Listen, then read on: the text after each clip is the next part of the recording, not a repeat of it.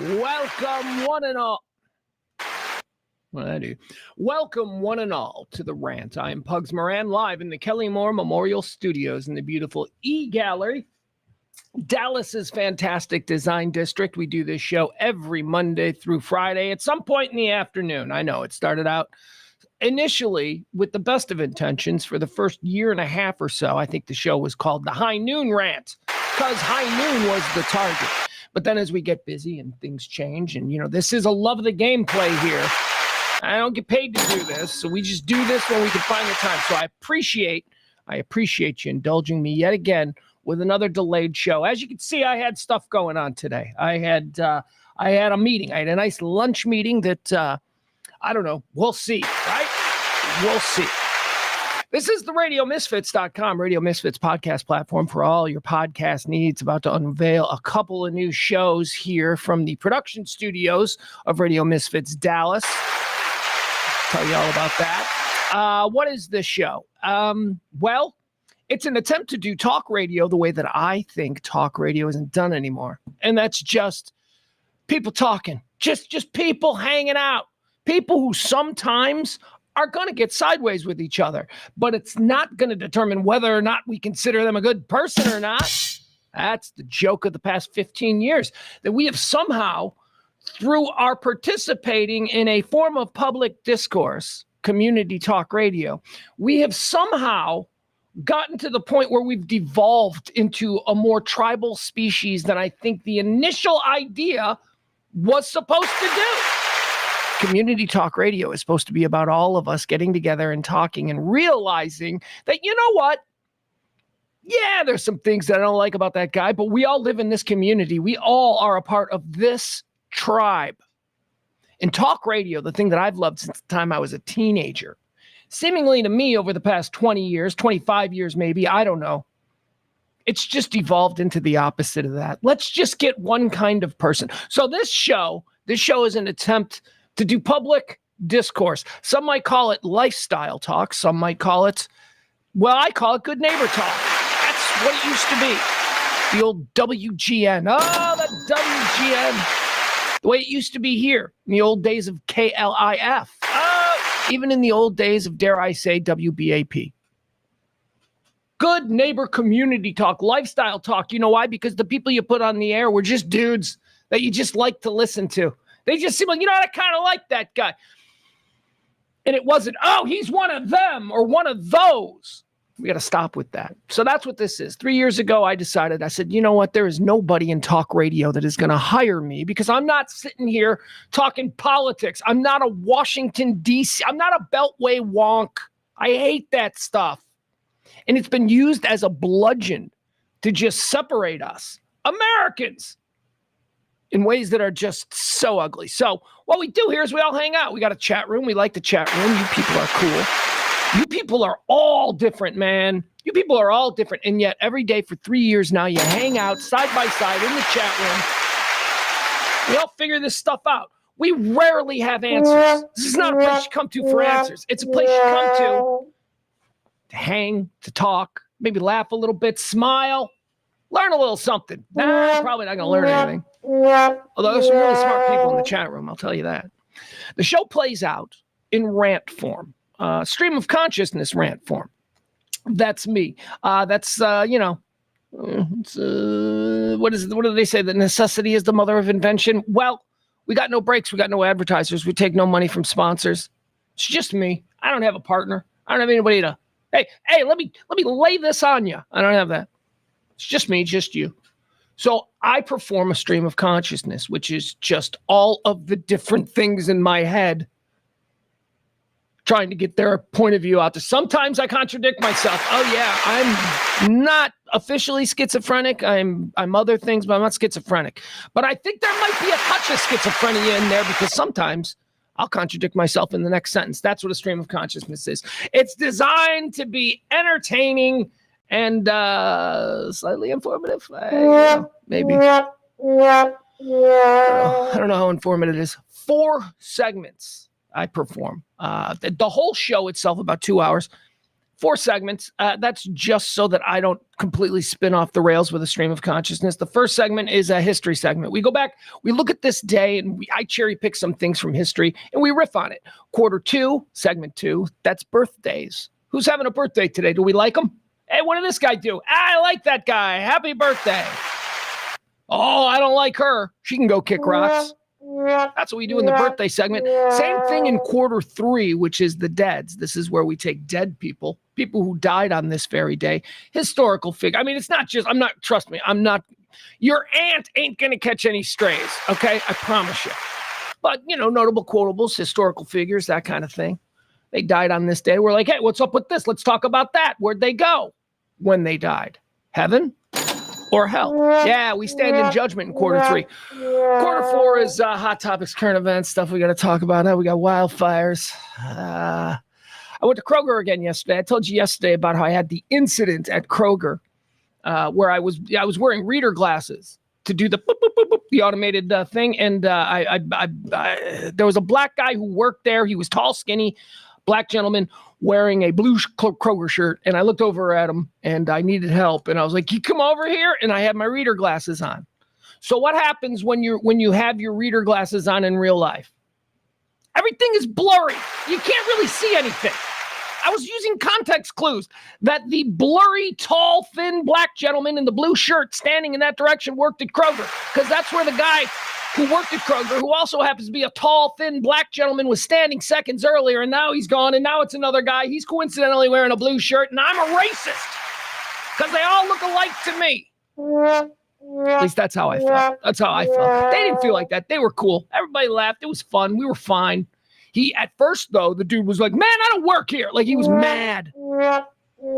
Like, in that moment, he decided that I just, I summed him up as someone whose greatest gift in life will be, working as a dude who helps idiots at robo-checkout at Kroger. No, I wasn't saying that, man. It was just blurry. Then I had to take my glasses off. Anyway, went to Kroger again yesterday. Saw that dude. Saw the dude who works there. Not the dude who looks like the dude who works there. And it was just blurry, but I saw the dude who worked there, and we had eye contact. I think he remembers me, which is awesome and terrible.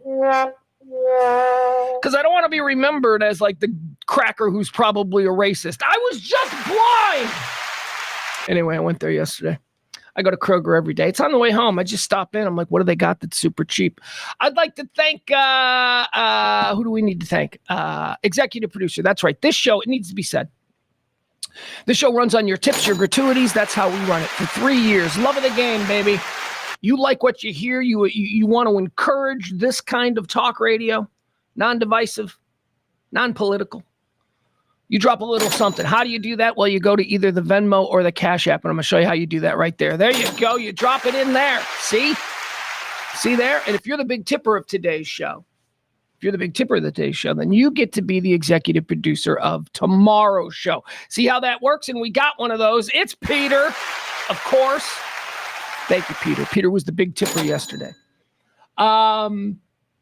Peter, thank you so much. The mid-month tips, I know we push during Pledge Week. We're like, here's the number. This is what we got to get to. You guys figure it out if you want a show next month. That's kind of how we throw it to you at the last week of the month. But these mid-month tips that come in, man, they make it easy. Thank you. Paid by Spotify this month. Comes into Venmo, goes out on direct debit. Anyway, appreciate you. That's how the show runs. So if you are so inclined and you want to support this kind of attempt at doing talk radio the way it used to be, please drop a little something if you can. All right, I'll leave that up there. Let's get into the show since we do have a late start. It's a 2:00 start. I'm screwing over my boy James Parker over at WBAP, but you know what? Here's how this works. If you don't like what's happening here, go jump over, especially if you're in your Dallas market, Dallas-Fort Worth. Jump over 93.3 WBAP. That's my boy James Parker. I used to do entertainment reports on that, but they fired me from it because they didn't want to do entertainment anymore. I know, I'm kidding. That's a joke. It's a joke. I just like to play the victim. Now, it was for the election. They had like something that was sponsored in the spot where I was. So I'm like, hey, I'm not going to demand you pay me. I'm doing this for free because it's fun. James Parker, 93.3 WBAP here in Dallas-Fort Worth, 2 to 5. Check him out. He's been missing a couple of days. Maybe if you buy him a beer somewhere, he'll explain to you what exactly happened, but that's not for me to discuss because boys don't talk out of school. All right, let's see here. Should we get started with the show? The rant, the stream? I'm feeling pretty good. Peter says, why no Parker and Pugs last night? Yeah, that's another reason. We're going to lay off on that for a second. We're going to let James, here's what we're going to do. We're going to let James get his house in order. James has got one of the most interesting talk radio shows. Yeah, look, I'm not his consultant. There are things that I would do differently, but I know who James is, and I know what he's capable of, and I know what that show can be. So I encourage it. James over there in 90s. So look, we're gonna put a stop to Pugs and Parker for a little bit. However, with that said, we are still working together once a week. He sent me some stuff last night on the 105.3 documentary that he has done that I can't. I told him too, man. He was like, did you listen to that? Because I didn't respond to the text. I did that thing. I left him unread. Parker sends me a text last night with all this beautiful work that he did. And I look at it and I'm like, ugh. So this morning, texts me or calls me. Did you look at that stuff? Did you listen to it? I'm like, yeah, no, I didn't. I listened to the first 5 minutes and then, yeah. He's like, what the hell, man? And he's got every right to be upset. And I had to say to him, James, look, man, I don't want to listen to that stuff. Why not? And I said, James, because it's a little different for me than it is for you. Like, me listening to that stuff is like me listening to my career implode. It's just like this was the best time of my life when everything was up in front of me and this is my first job and, where could my career? You look at those times differently. I look at those times very personally. And with my partner Kelly passing away suddenly a couple of months ago, I have a whole different kind of mentality about my memories there, about the kinds of things that she never talked about, but that we talked about all the time that she would never bring up. I don't know, man. There is stuff that I think she would like to say, and I think maybe I'm the person that could articulate it.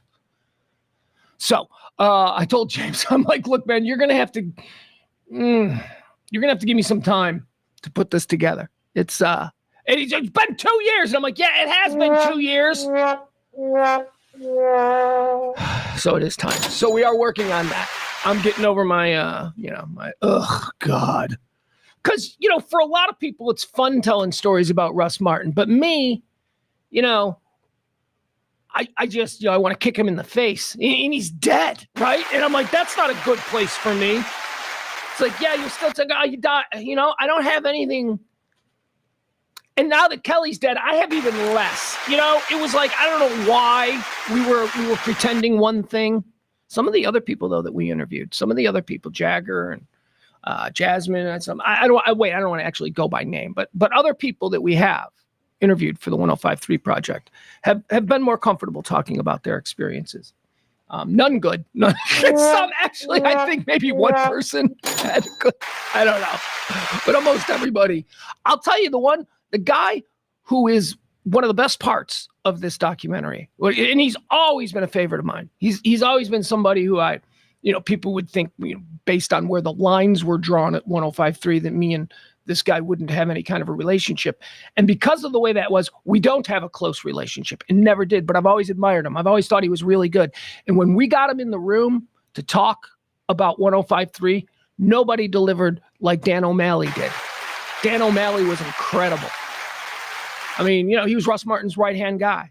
So, that's the guy. That would be the guy I would listen to about it. Russ was one of his closest friends. Russ was his boss, his mentor, and all of that stuff. Complicated people require long-form breakdowns, and that's what Dan O'Malley delivered. Okay, so that'll be coming as well, another Radio Misfits project.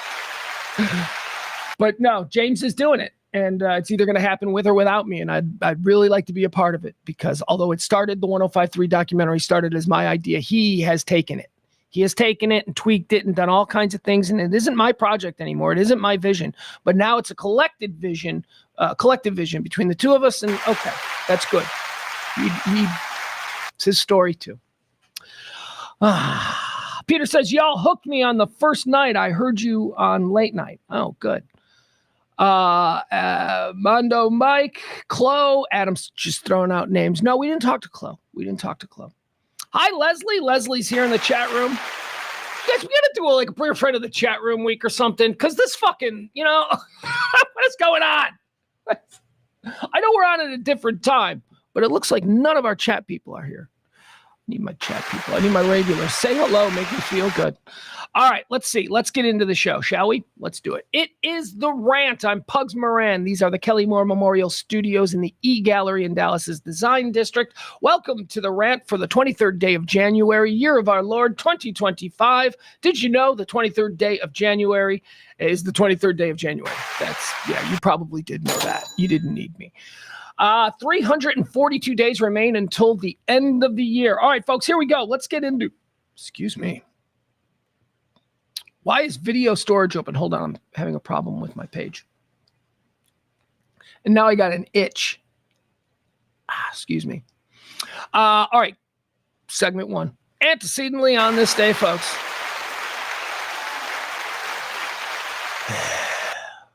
Peter's like, what are we all, chopped liver? You're not chopped liver, dude.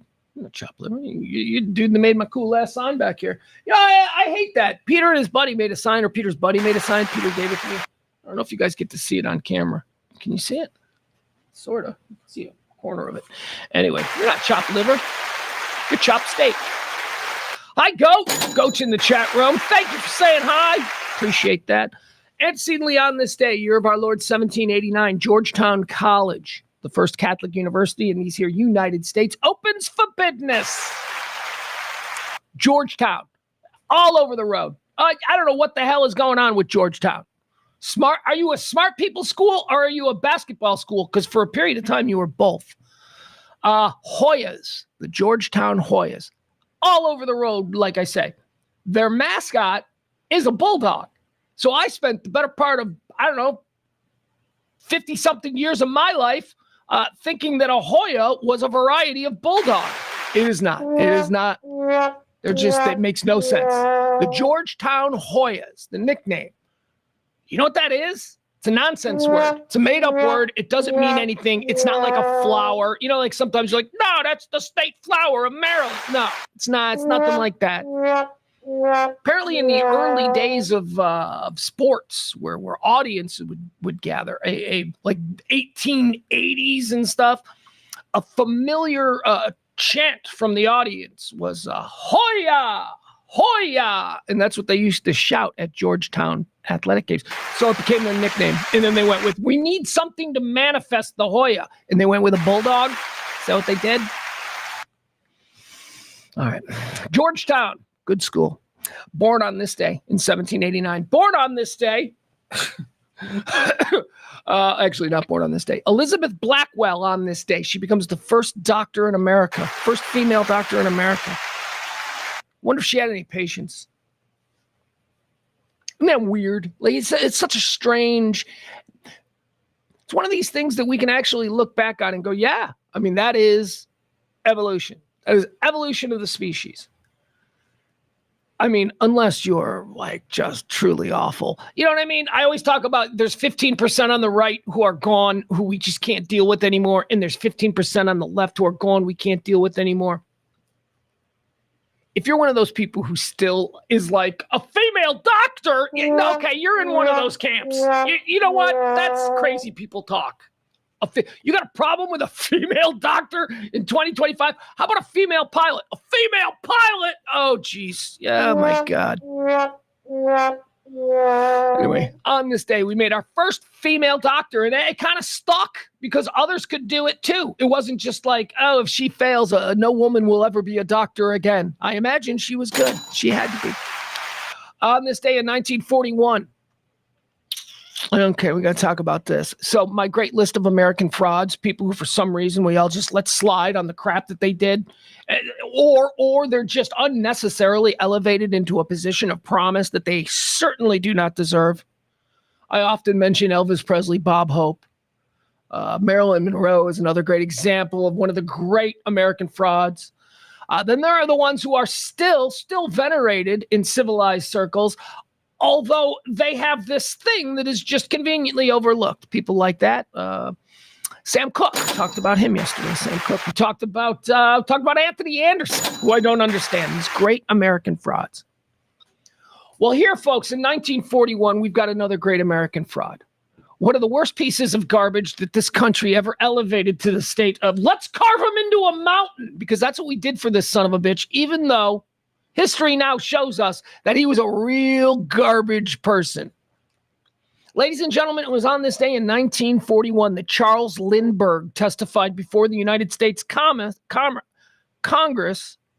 and recommends and lobbies for the United States to negotiate a pact with Adolf Hitler. Yeah, Lindbergh, great American hero. When the rubber was hitting the road, this isn't revisionist. In the moment, Charles Lindbergh, in 1941, the death camps were already operating. In 1941, Charles Lindbergh's like, yeah, man, we ought to go with Hitler. Son of you piece of garbage. Thankfully, my grandpa told me what's what about Charles Lindbergh. My grandpa was like, yeah, don't get fooled. Antecedently, on this day in the year 1941, Charles Lindbergh showed his spots. Antecedently, on this day in 1986, the Rock and Roll Hall of Fame inducts its first members. Whoo, here we go. Want to overturn some rocks in the first class of the Rock and Roll Hall of Fame? Let's do that. Who do you think was in it? All right, here we go. First and foremost, Little Richard. Or no. Wait, no, the Beatles were. Little Richard was. They were the same thing. Beatles did that because of Little Richard. Little Richard, well, he's fine, right? Well, I mean, other than being super flamboyant and probably closeted for most of his life, he's fine. There's nothing like, I'm trying to think, because we're gonna get to some people here who were in the first class of the Rock and Roll Hall of Fame who were like, yeah, did they know about that at the time? All right, so there we go. Little Richard's good. Chuck Berry. Okay, there you go. This is what I'm talking about. Chuck Berry owned restaurants in St. Louis, and he installed cameras in the toilets so that he could watch his customers use the bathroom. That's Chuck Berry, inaugural class of the Rock and Roll Hall of Fame. All right. All right, now let's move on to James Brown. This is why we have to separate the art from the artist. It's why we have to. Ray Charles.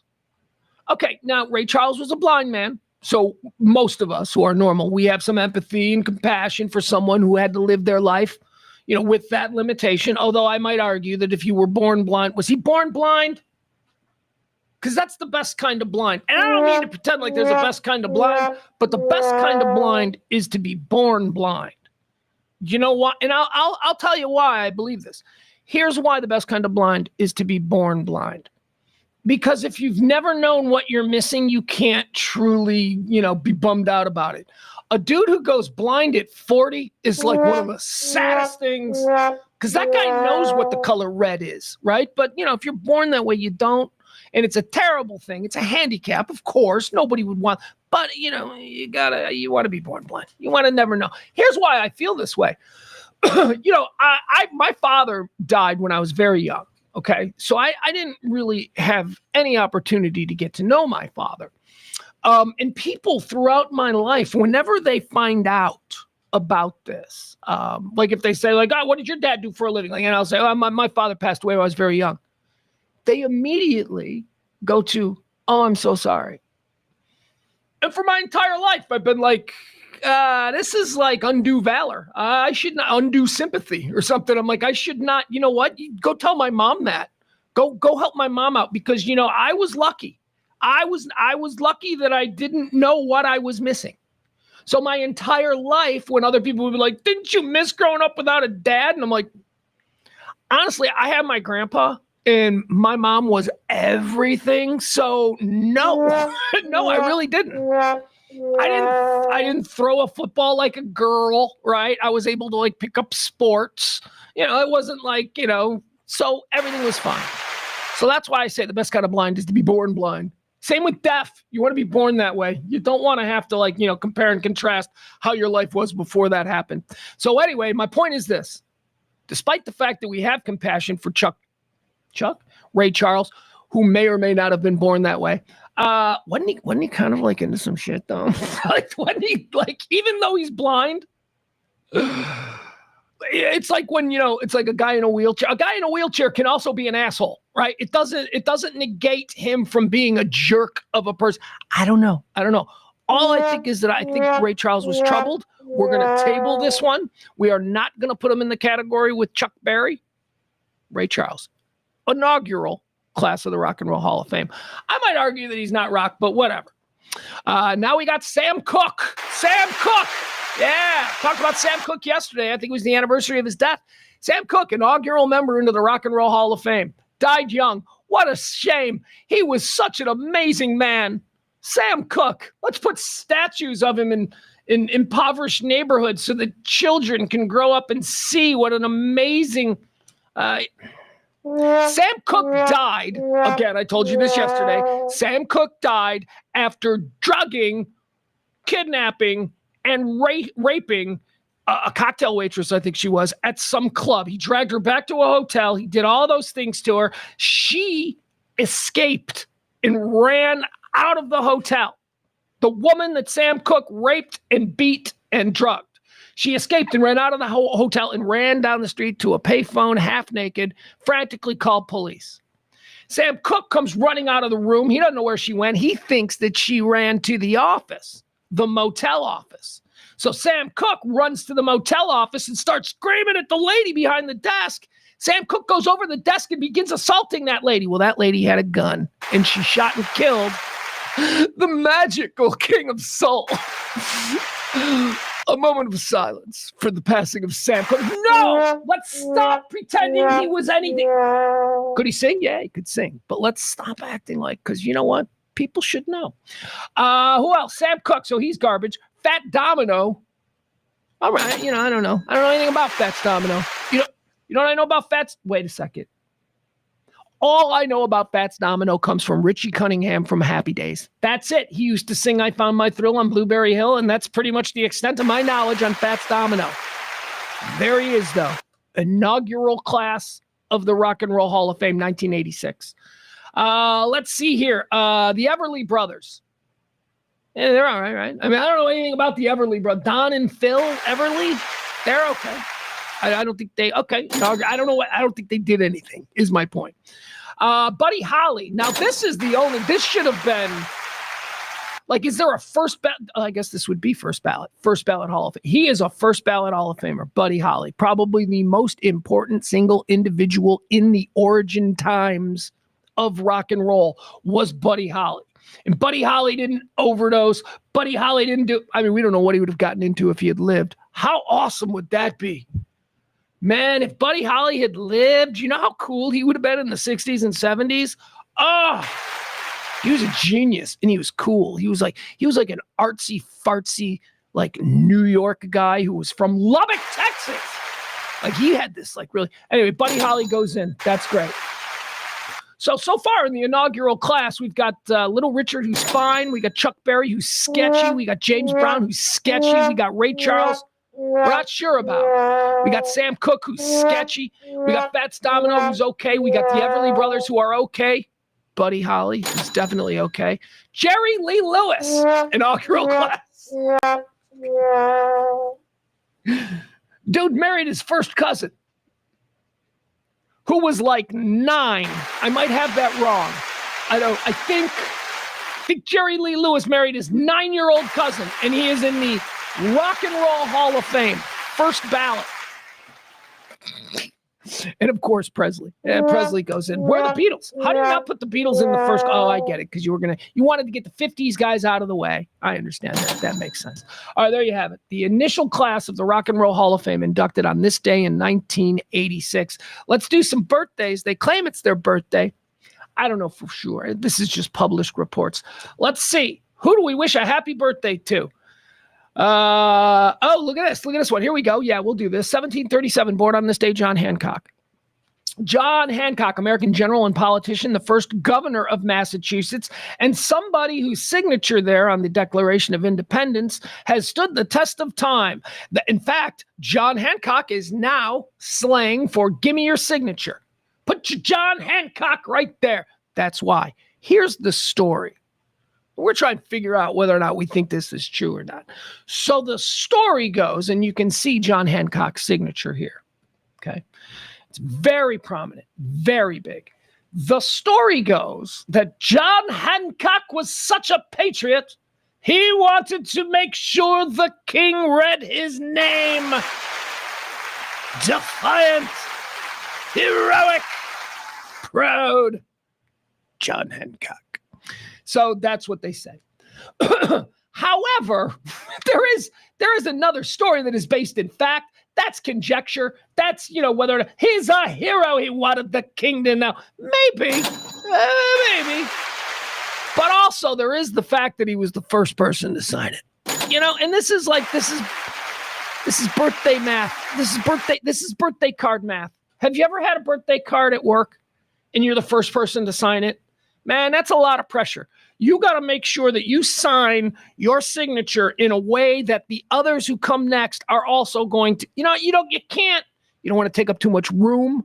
You're like, oh my God, we don't have room for sales. There's like 6 people in sales who still got to sign. So you got to do that. I don't think John Hancock was thinking that way. He was the first person to sign it. That's why it's right there at the top in the middle. I don't know what he was thinking. Was he thinking, I'm the only guy? But I think that's more likely. I think that's more likely why it's so big, because he was the first. But, look, I'm a patriot. I like the story about how he was just making sure that the king saw it. So either way, you know what? That's a pick'em. You believe what you want there. Not antecedently. Born on this day, John Hancock, 1737. Born on this day in 1988, Randolph Scott. 1898. Born on this day, Randolph Scott. So who's Randolph Scott? Randolph Scott was an actor. You don't really need to know who he is. Randolph Scott was an actor. Handsome man. He's a good-looking dude. Randolph Scott was most famous for being Cary Grant's best friend. They lived together. They were two very famous and very well-off movie stars at the time. And they lived together. And the publicist at the time was, they're just two bachelors splitting the bills. Cary Grant was making like the equivalent of $20 million a movie. He doesn't need a roommate, okay? Here they are. They used to have pool parties. There they are. They're just best friends. Cary Grant and Randolph Scott. That's all. Nothing going on here. Little pool party with the boys. Look, I love Cary Grant. The whole reason I know about the relationship with Randolph Scott is because I'm such a fan of Cary Grant. Probably my favorite actor of all time. As far as just pound for pound on-screen presence, somebody that like you look at, like Cary Grant is a guy that I could look at in his prime, like something like North by Northwest or Philadelphia Story, right? I think that's really his prime. It's like a guy that I would look at as a kid and I would go, okay, so I got no shot at that. Like there is no way that on my best day after years and years of working out, I'm never going to be tall, thin, and ungodly handsome and also super charming and super kind of funny. He's very George Clooney. George Clooney is the guy that's trying to be Cary Grant. So I became a big fan of his because I knew that was unattainable. But you know what? Maybe I could carry myself. Maybe I could, maybe his game. I found out that Cary Grant's game with chicks was absolute nonsense for someone like me to try and replicate, because at the end of the day, Cary Grant looked like Cary Grant and I looked like. So, but anyway, smooth son of a bitch. He wooed Randolph Scott, whose birthday it is today. Happy birthday, Randolph Scott. You and Cary Grant lived together for like 15 years. Oh, and both were married. Look, let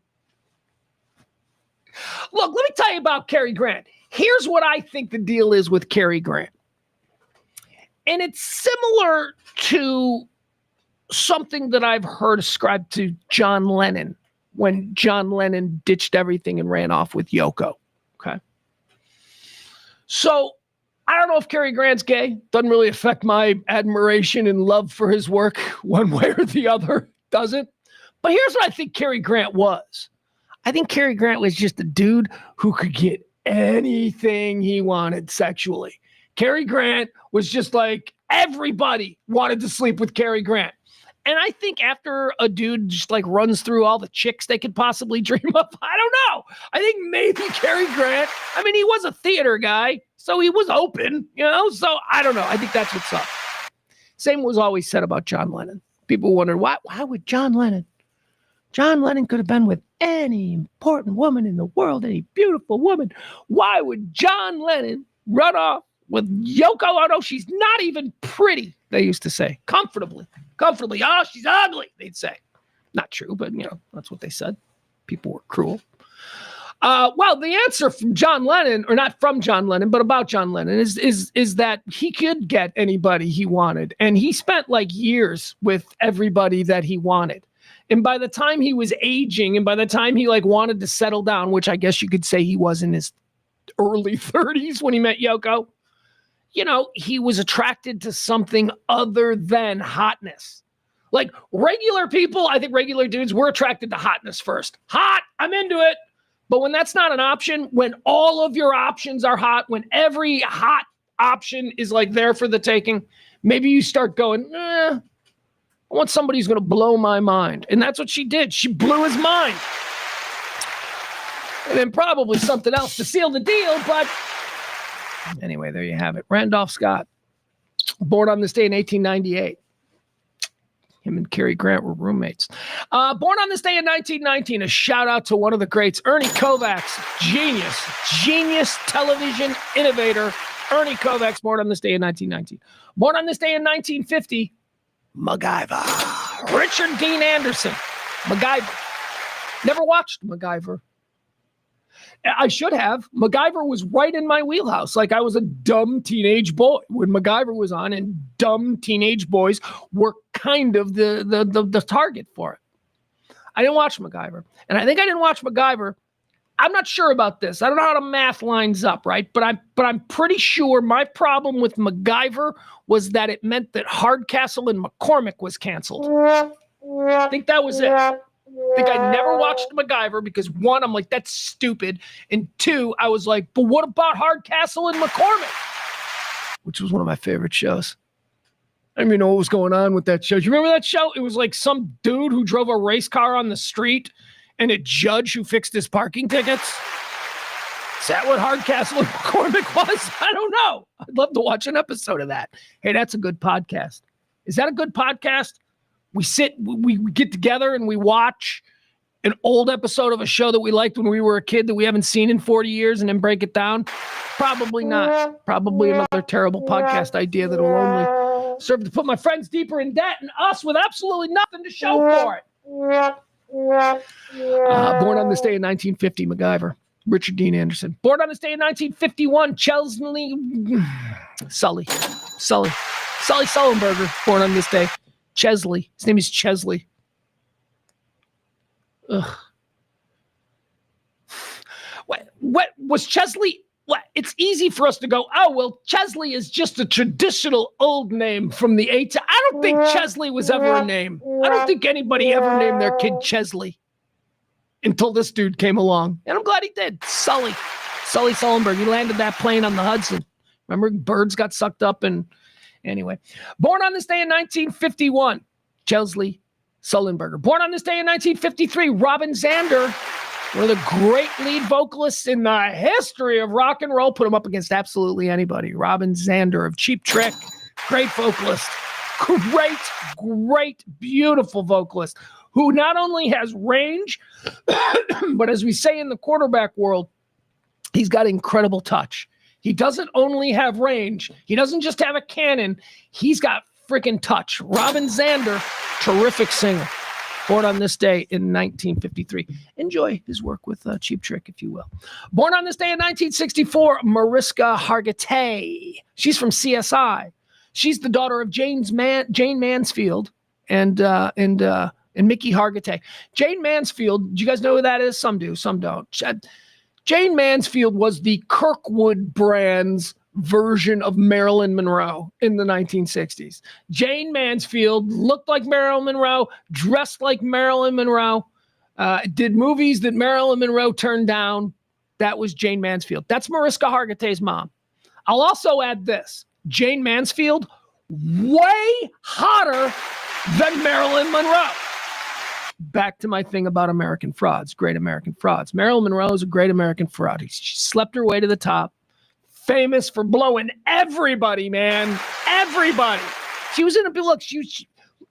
There is a very strong part of me that admires her because, I don't think sex, especially when weaponized by beautiful women, is necessarily a bad thing, because I gotta believe, of the men that I know, if they could do it, they would.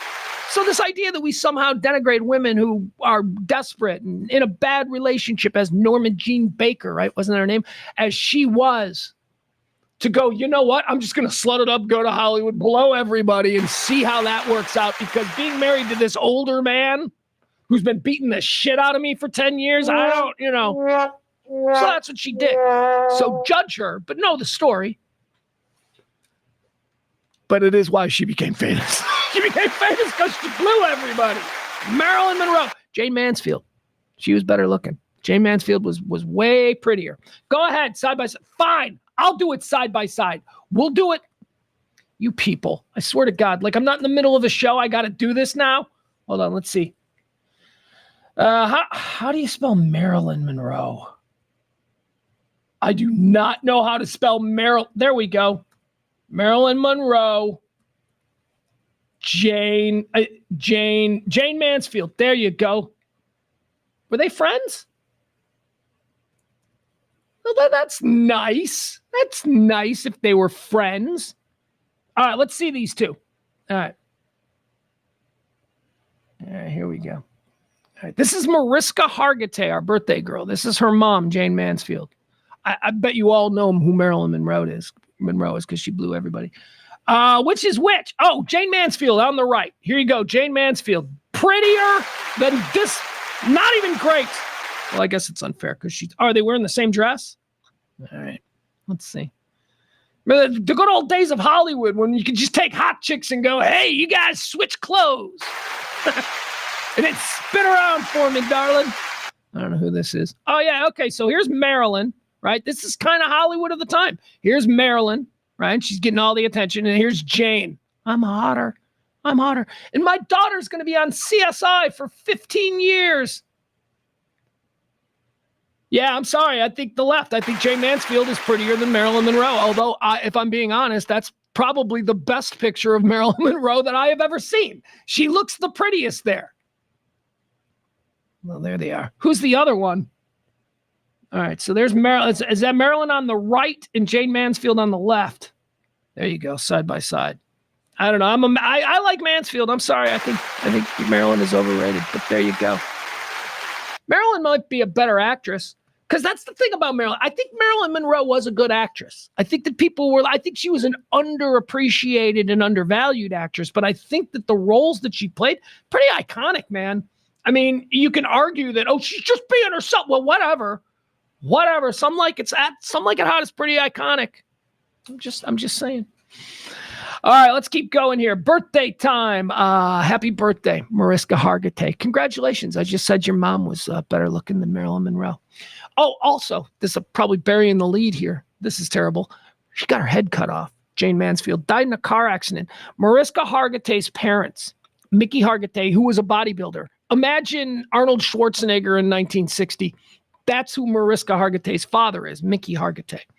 Mickey Hargitay was married to Jane Mansfield, and they were driving, and they slid under a truck, and Jane Mansfield got decapitated. Anyway, moving on.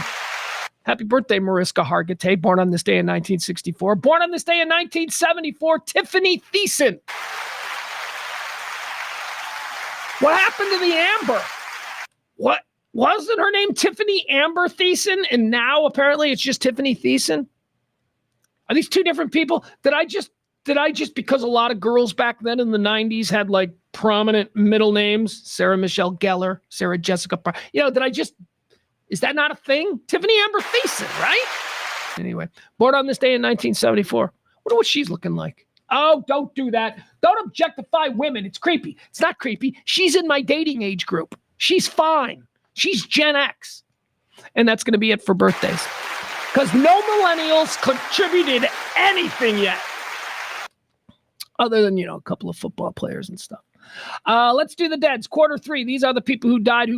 These are the people who died. We like to take a moment and, hold on. Sorry. Sorry, I'm getting a little confused here. Dead people, there you go. These are the people who've died. These are the people who've died. Shout out to Jim Carrey, Poet Laureate, Hell's Kitchen. We're going to start off with one of my favorite people. And how do I talk about this? I talk about it all the time. Every opportunity that I get to talk about this man, I do. Because he's one of those guys, he is in direct opposition to the great American frauds. The list of frauds that I just threw out there, people who I don't think deserve what they got, here's somebody who deserves more. But it's okay. It's totally fine because the right people agree. Like the people who know, when you know, you know. That's what it is. It's just when you know, you know. It was on this day in 1978 that one of the most discussed and mythologized moments in rock and roll history occurred. It was the day that Terry Kath blew his head out playing Russian roulette at a birthday party for one of the roadies. Terry Kath, lead guitar player for the band Chicago. I have this issue with people when they talk about them. First of all, the first hurdle that I have to get over is that they're like, "Oh, you only like them because you're from Chicago." Yeah, that counts. They are definitely a band that people in Chicago are determined to like for one very important reason. Every single one of their songs got airplay in Chicago on multiple radio stations. We just heard more Chicago music than the rest of the country, okay? And there are two very different eras of the band Chicago. There is the mind-blowing CTA into Chicago era between 1968 and like 1970. Well, 78. 68 and 78. There you go. The 78 is when Terry died. And when he died, Peter Cetera took over. And, everything that Chicago did from that point forward was a prom thing. It was a little bit much. Hold me now. I really want to tell you I'm sorry. I mean, it was just, it got bad. It's like, what are you guys doing to the memory of the great Terry Kath, dead on this day in 1978? Here's how he died. Kath enjoyed target shooting, and by 1978 was regularly carrying guns. On Monday, January 23rd, after a party at the home of roadie and band technician Don Johnson. Maybe. I don't know. Is it that Don Johnson? I mean, that time period, he might have been a roadie. Don Johnson got around, man. I don't know if you ever read Don Johnson. Maybe. I don't know. I think maybe it would say if it was him. Anyway, he went to a party at his roadie, Don Johnson's house in Woodland Hills, California. Terry Kath began to play with Johnson's guns. He spun an unloaded .38 caliber revolver on his finger, put it to his temple, and pulled the trigger. Johnson warned Kath several times to be careful. Kath picked up a semi-automatic 9mm pistol and, leaning back in a chair, said to Johnson, "Don't worry about it. Look, the clip's not even in it." Those were his last words were, "What do you think? What do you think I'm going to do? Blow my brains out?" To calm Johnson's concern, Kath showed him the empty magazine. Kath then replaced the magazine in the gun, put the gun to his temple, and pulled the trigger. Apparently, unbeknownst to Kath, the gun had a round in the chamber. He died instantly from the gunshot wound. Idiot. He was an idiot. He's a young, wealthy rock star who the whole world was saying, "You're special, you're special." He was doing a solo album. He was going solo. That's why people say that it wasn't suicide. It was obviously just he got fucked up. He was getting ready to record that night. He was finishing his first solo album, which, by the way, never got released. They just never did it. So he wasn't looking to kill himself. Oh my God. Yeah, one of the great moments from behind the music. You ever seen the behind the music on Terry Kath? It's crazy. There is something that I do want to bring to your attention, though. This came out a couple of years ago. It's an absolutely beautiful documentary. You know how I love my rock music documentaries. This is a documentary made by Terry Kath's daughter. Terry Kath's daughter grew up not knowing her father. So what she did was she became a filmmaker, and she went out and she made a documentary. This is about 5 years old now, I think. She made a documentary where she just went around and told the story of her father. She went to all of her father's friends and all these other musicians. It's truly special. It's the Terry Kath Experience. Here it is. It's I think you can find, I don't know where it is. I don't know where I saw it. I think I saw it on Amazon. Check it out. Terry played with the gun and he just went like that, and Don, boom, boom. I never knew my dad. I know that he was the lead guitarist and co-founding member of the band Chicago. They said that Hendrix said that guy is the baddest guitar player I've ever heard in my life. Well, I spent a lot of time wondering how in the world did you get a guitar to sound like that? We became very mainstream very quickly. It seemed like a fairy tale. You know, when I first started on this journey, it was like all those kind of questions. Was he dark? Was he depressed? Was he angry? Do you want to go there with this? But do you want to know the real truth?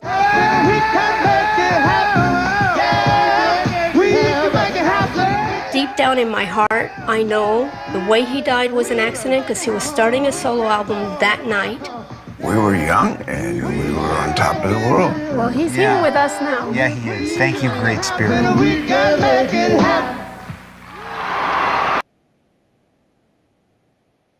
All right, I think you can find that on Amazon. I'm pretty sure that that's where I saw it. The last thing that I want to say about Terry Kath, because he was an incredible guitar player. I mean, every other guitar player at the time loved him. The reason that the band Chicago got signed was because Jimi Hendrix discovered him. Jimi Hendrix saw him and said, you and I, we got to play together. You're the best guitar player I've ever seen. Hendrix loved him, and they opened up for Jimi Hendrix, and that's how they got their first break as the band that opened for Jimi Hendrix. But he was also a singer, an unbelievable singer, a soul singer like, you'd think he was a black guy from the Deep South, the way he sang. Ray Charles is who he is mostly compared to as a singer. And he would sing these incredibly soulful and incredibly difficult vocal leads while playing insane blues shred guitar, electric shred guitar, Chicago blues style. He was incredible. Here's an example. I want to show you a little bit of this. I just want you to hear his voice, because we get caught up in the fact that Chicago, the band, is Peter Cetera, because Peter Cetera, became the lead singer. And Peter Cetera became the guy who sang all of those big, crazy hits that we all remember. The bad ones, the stupid schmaltzy ones. Let me show you Terry. Let me show you what the band was before. This is Terry Kath.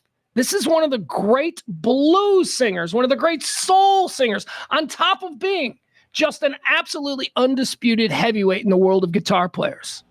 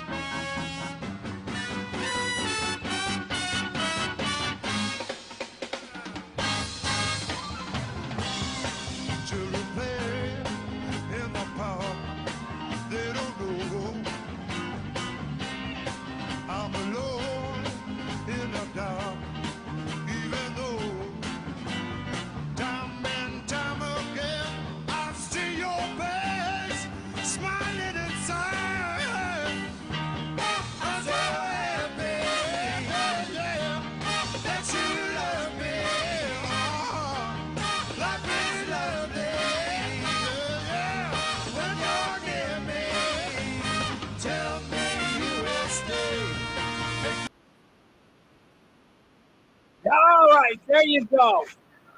That's that guy, man. Of course he's going to heaven. Terry Kath dead on this day in 1978. Dude can sing. That ain't Peters. I'm sorry, that ain't Hold Me Now. I really want to tell you I'm sorry. Oh, God! Ah! They were two different bands, two completely different bands. Terry Kath's going to heaven, of course, dead on this day in 1978. Dead on this day in 2003, Nell Carter. Give her a break. Nell Carter. She's crazy. All right, I got no take on Nell Carter. All right? Give me a break. What was the deal there? They were doing it, weren't they? Her and the chief, right? Nell Carter was brought in to care for those kids and be in that house because there was something going on between her and Chief Kaniski. Nell Carter moves into the Kaniski residence. I don't know what happened. The mom is not there. Did they ever explain that? So many of those sitcoms had these situations where we're like, well, where's mom? What happened to mom? Mom is recovering. Mom went away. But no, Chief Charlie Kaniski, right? Dolph Sweet, was that his name? He played the chief of police, and he had 3 maybe rambunctious daughters. I don't know. Maybe if the daughters were more attractive, I'd remember more about the show. I really don't remember anything other than Nell Carter. Give me a break. Dead on this day in 2003. She's going to heaven. It's Nell Carter. What are we going to do? We're going to put Nell Carter in hell? I don't think so. Born on this day in 2004, or dead on this day in 2004, because we're doing deads. Bob Keeshan, Captain Kangaroo. I gotta be honest with you. Is there anything wrong? I'm afraid to click. Is there any controversy with Captain Kangaroo? Because he's dead, and I don't want there to be. But I didn't click on anything because I was like, well, Captain Kangaroo, we're just going to put him in heaven because of what he meant to a whole bunch of kids. But I don't know, like sex scandals, something like that, tax cheat. Let's just go ahead and put Captain Kangaroo in there. I'm not in heaven. I am not going to click on his name and learn whatever dirty details there are. I don't need that in my life. Dead on this day in 2015. And yeah, I'm going to surprise a lot of people. He's going to heaven. I'm going to preemptively put him in heaven. Something I really shouldn't be about, but hey, here we go. Mr. Cub, Ernie Banks. Let's play 2. Ernie Banks, dead on this day in 2015. He's a Chicago Cub. He is one of 3, if I'm being generous, Chicago Cubs who I'm okay with.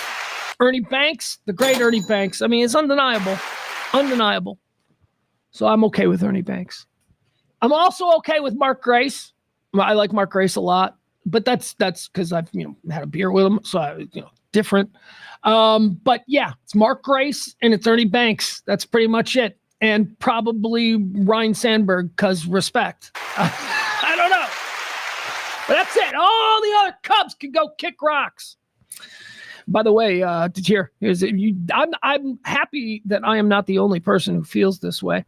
Here, this is I don't know what this was, but clips from this podcast have been going around for days now, and I have no idea what podcast this is. This is apparently Howie Mandel. Does Howie Mandel have a podcast? I don't even know, but he gets good guests. This is Howie Mandel hosting a podcast, and his guests are Billy Corrigan of the Smashing Pumpkins, or Smashing Pumpkins, however you want to do it. I don't care. And Bill Burr, comedian Bill Burr. Watch this. I love this. Yeah, I just did something nice for the Cubs. I said that Ernie Banks goes to heaven. So there you go. Well, you can do whatever you want because you kind of already did that. Okay, I'm trying to be respectful. Now you are. Okay, no, wait. He told me you were cool with me. You're a Cubs fan? That fucking tracks. Theo Epstein. Fucking Wrigleyville. Bunch of cunt. Bill Burr. See, you couldn't just let me say something nice about Ernie Banks. I had to, get my Cubs stray in there. Dead on this day in 2015, indefinitely in heaven, Mr. Cub, Ernie Banks. Dead on this day in 2021, indefinitely, if I have any say in it, in hell, Larry King, ladies and gentlemen. Larry King's a terrible human being, like one of the worst, like just awful on every level. Just a terrible, terrible human being. Nice to your face. Going to be really nice to your face. Oh, it's going to be terrible in every other moral decision that man made his entire life. He is garbage. He shouldn't even have a career. He was in jail on check fraud. He was he was bouncing fake checks around Miami. He did time in jail, and then he was a smooth talker, so they put him on the radio, and then America adopted him as like Uncle Larry. He's garbage. Larry King had a kid named Larry King Jr., who grew up like blocks away from Larry King when Larry King was a huge celebrity in Miami. Larry King never met that kid with the same name until the kid was 40 years old. That's garbage. That kid's got your name, and he lives blocks away. You pay the bills for oh, that's the other thing. It's not like he didn't know. He was paying the bills for everything, and he never met the kid. Yeah, I don't know who that kid is. Kid running around with my name. You, Larry King. He's a bad guy. A bad guy. All right, that's going to do it. That's where we are. We are done. Those are the first 3 quarters of the show. We did our antecedently.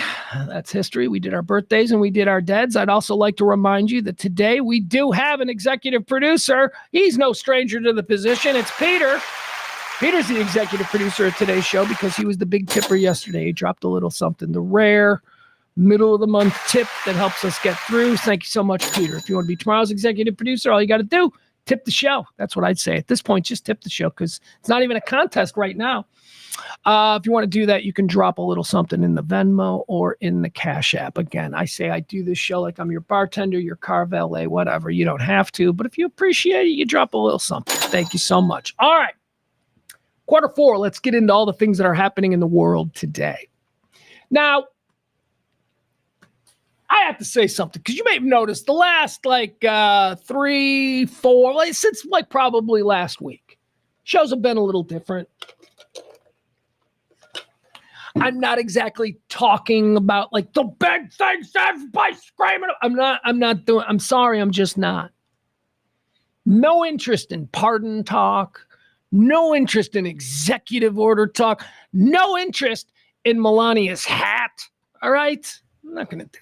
By the way, it's the Hamburglar. Everybody's talking about where'd that hat come from. The Hamburglar. That's the Hamburglar hat. I'm not going to get into that. Elon, what was that gesture? What was that? What was that? I'm not doing that. Not talking about that. So I'm not taking the bait on this stuff. This is the stuff that divides us. This is the stuff that you must choose whether or not you think this person you're talking about is evil or the best. So we don't do that. So a lot of things we've been doing, you might be like, well, those aren't even the big stuff. They're the stuff that we can have fun with. They're the stuff that we don't need to unnecessarily get up under everybody's or each other's saddles, Is that a thing? You get up under somebody's saddle. Is that a thing? Why did I try to go cowboy there? I went with a cowboy reference, and I'm like, is that even do they have things? Do things get under saddles? Because I bet if they did, it would irritate the horse. So let's not do that.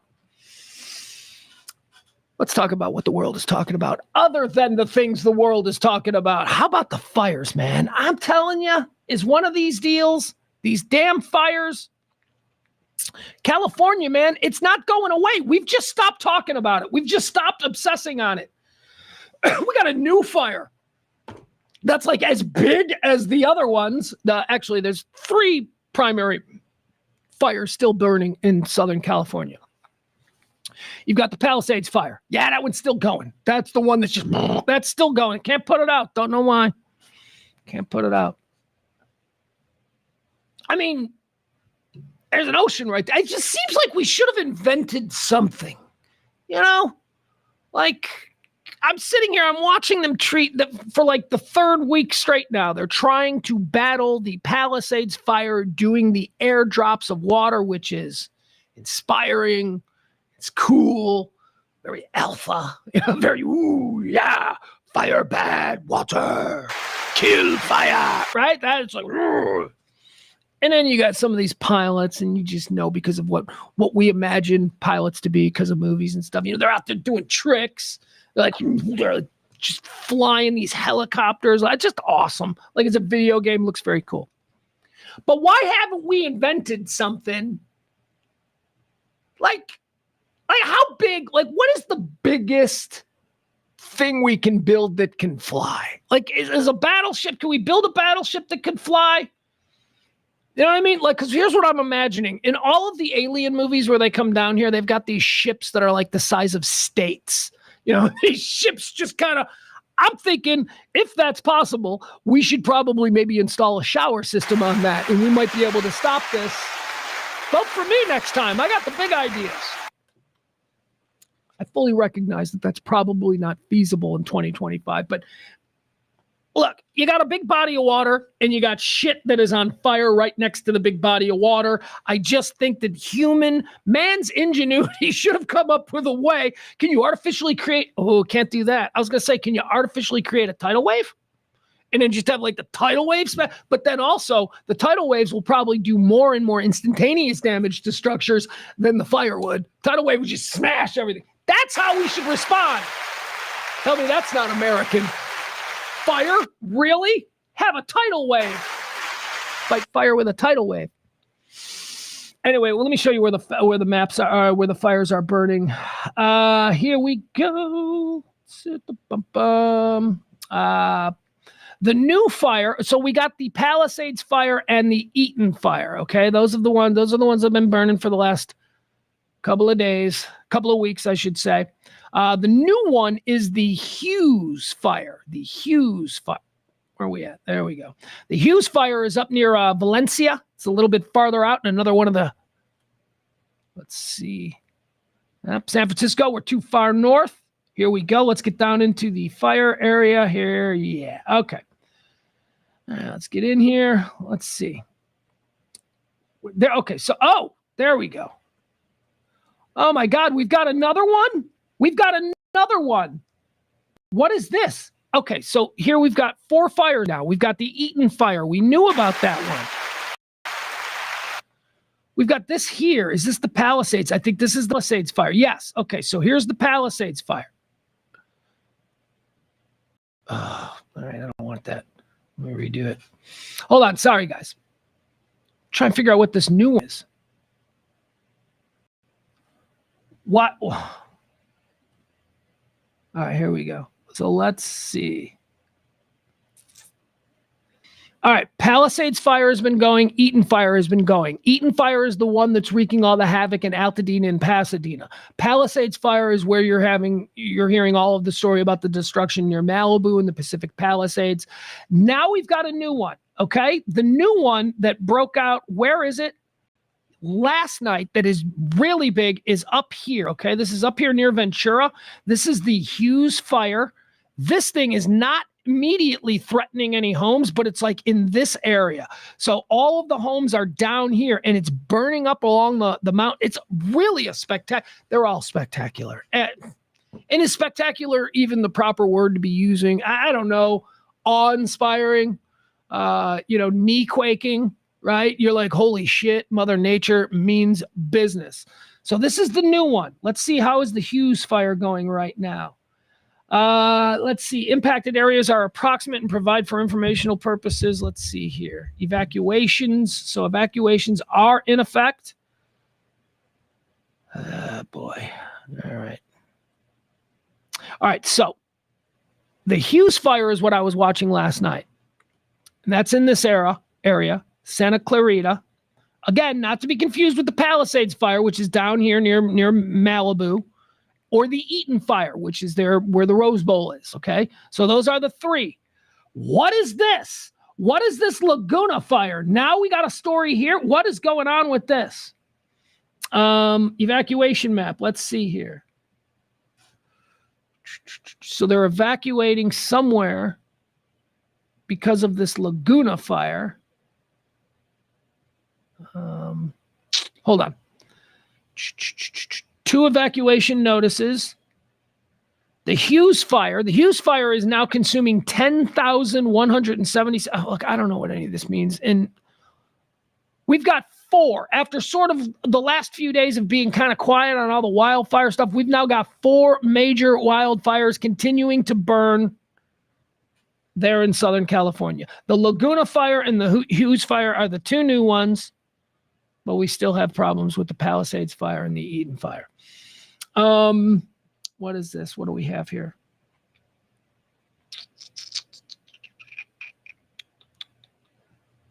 Just video. We don't need to look at video. You know, we don't need to do that. I'm sorry. All right, let's move on. Oh, here's an interesting one. Okay, so here you go. So this isn't a big story, and this shouldn't be taken as, because remember I said we're not going to talk about, you know, Elon's hand salutes, or we're going to talk about executive orders or pardons or all that. Of course we should all care, but it's not the time or the place. We don't need to do that kind of stuff. So, but what I do want to talk about is this story that has been going around now for 2 days since the inauguration. The inauguration had all the tech bros up there on stage, big highfalutin positions for all of them. The most important innovators in America were all gathered for the world to see, to be intimidated by, if you will. So the story that's been going around is that Jeff Bezos and Elon Musk, for sure, but then maybe some others too. But Jeff Bezos and Elon Musk were tripping, were microdosing. Both have been rumored by many people to be very big advocates for the daily microdose. You know what microdosing is? Microdosing is taking LSD in the morning when you wake up, and the micro in the microdose is supposed to be measured to whatever makes you operate best. It's supposed to make you see things differently, supposed to make you think differently. It's not like you're tripping on LSD in 1979 at a Dead concert. It's not like that. It's a micro. It's a little bit different, but it does make you. It's all the rage. I'm not telling you guys this for the first time, right? You know that this has been a Silicon Valley thing where these guys have been doing it now for decades. And why wouldn't they, is what I'm saying. If you've got all the money in the world, and, you know, these guys do. Certainly Elon Musk is the current wealthiest man in the world. Jeff Bezos is always right behind him. They answer to nobody. I don't know that you or me or anybody else we know could in any way imagine what it must be like to be them every morning when they wake up. Everybody answers to somebody on some level. I don't think these guys answer to anybody, not even their wives. These are a different kind of fully actualized male. These tech guys with all this money. So the question is, do I believe that these guys were tripping balls at the Trump inauguration? And I do. Absolutely. You have to understand, these people don't approach this idea of taking microdoses of LSD at these kinds of formal events. These people don't approach it with the same worldview that you do. For you, it is absolutely out of the question, because this is a very formal event. These people you maybe don't feel like you belong there. You're going to be on your best behavior. You wouldn't want to do anything. I'm not even going to have a drink. These fucking people, they walk in there and they're like, all right, another room that we own. Woo!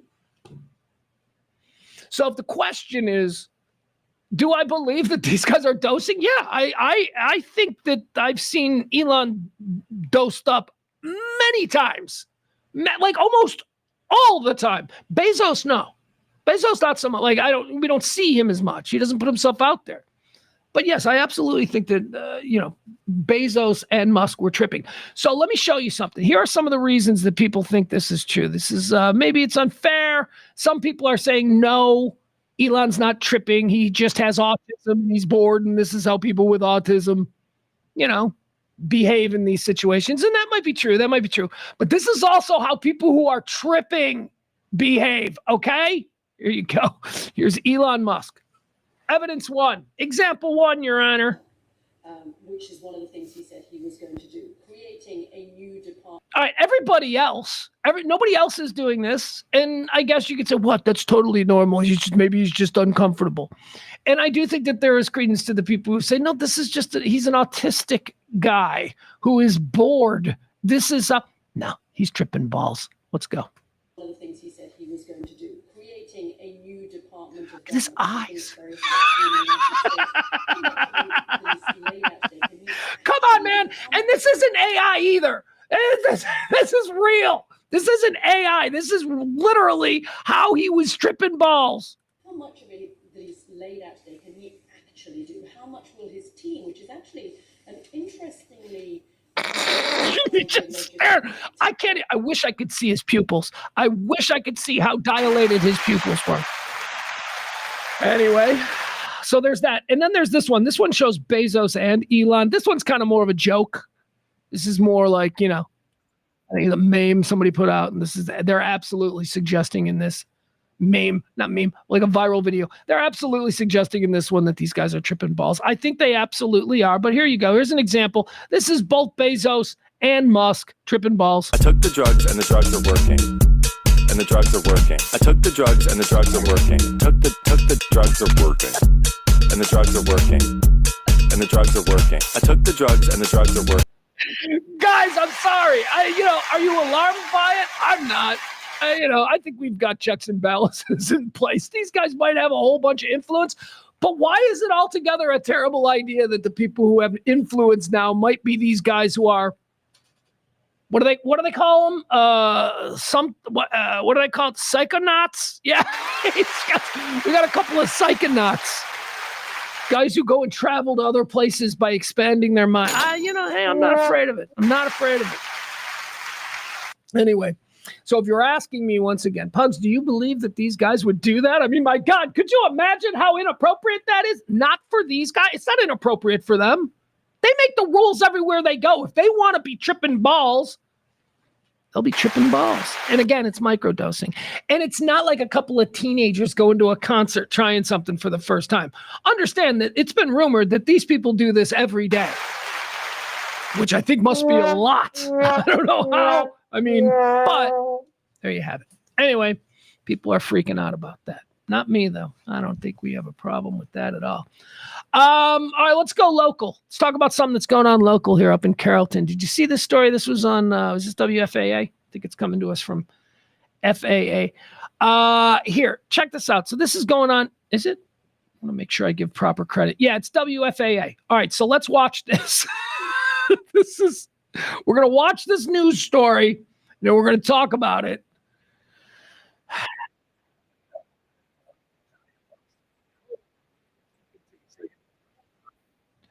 Yeah, you're going to make us watch a commercial. No, you're not. Here we go. All right, this is happening in Carrollton a couple nights ago. WFAA reported on this. Looks like something straight out of a horror film. A masked man rang a family's doorbell holding a sign with a specific verse from the Bible. Matt Howerton just spoke with investigators about the warning to neighbors in Carrollton. When I saw that, I was like, what's the message here? Prophecy? This is the first time we've had anything like this in this neighborhood. Or prank? It's so weird. That's what folks in this Carrollton neighborhood off of Hebron are trying to figure out. On Saturday night, and I'm sorry, I just got to stop for 1 second. God bless that lady. Well, this is the first time we've ever had something like this in this neighborhood. I should hope so. God bless her. That's programming. That's programming. She doesn't know what to say. That sounds like something that she's heard people say before, so she said it, and she sounds stupid.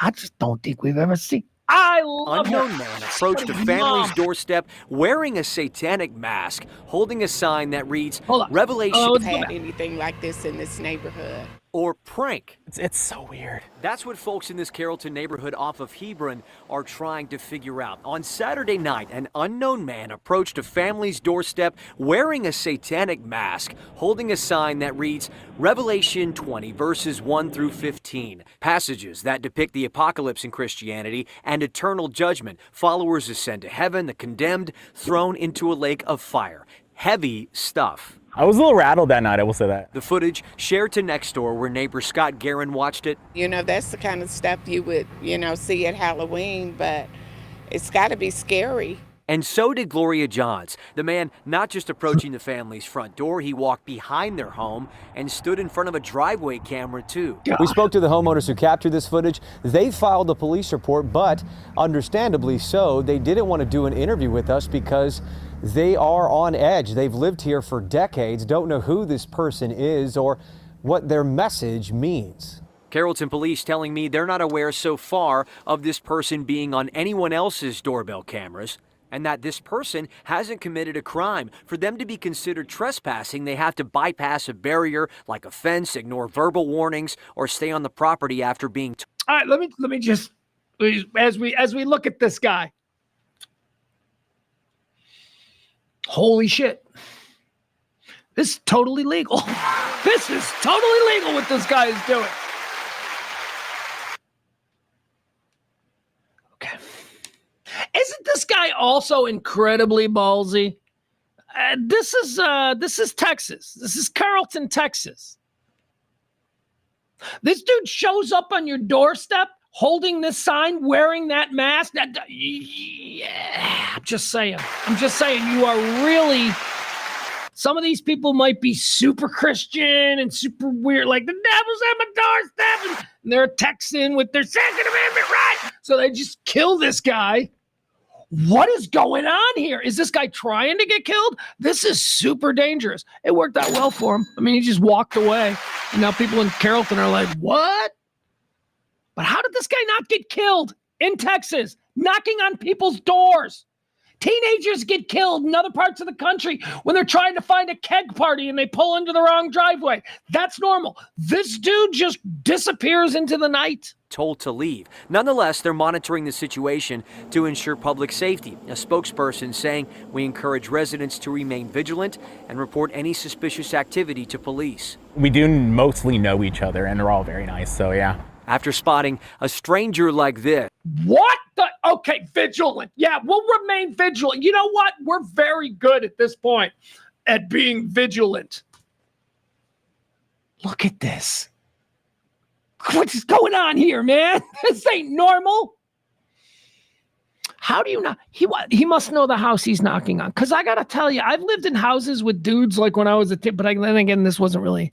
I was probably safe that in Carrollton, what if it's all I'm saying is somebody didn't see this going on, sneak out around the back, sliding glass, meet this son of a bitch in the driveway with a baseball bat. That didn't happen. All right, I know. Maybe they didn't even know. Who knows? Let's watch. Yes, that's what folks here plan to do. In Carrollton, I'm Matt Howerton. So that's it. That's the whole story. Let's see if there's anything new today on this. I want to do. Carol, how would I even Google search that? Carrollton,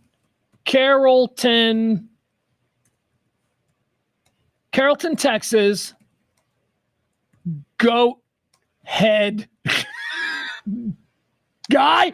I don't know how to even. I don't even know how to do that.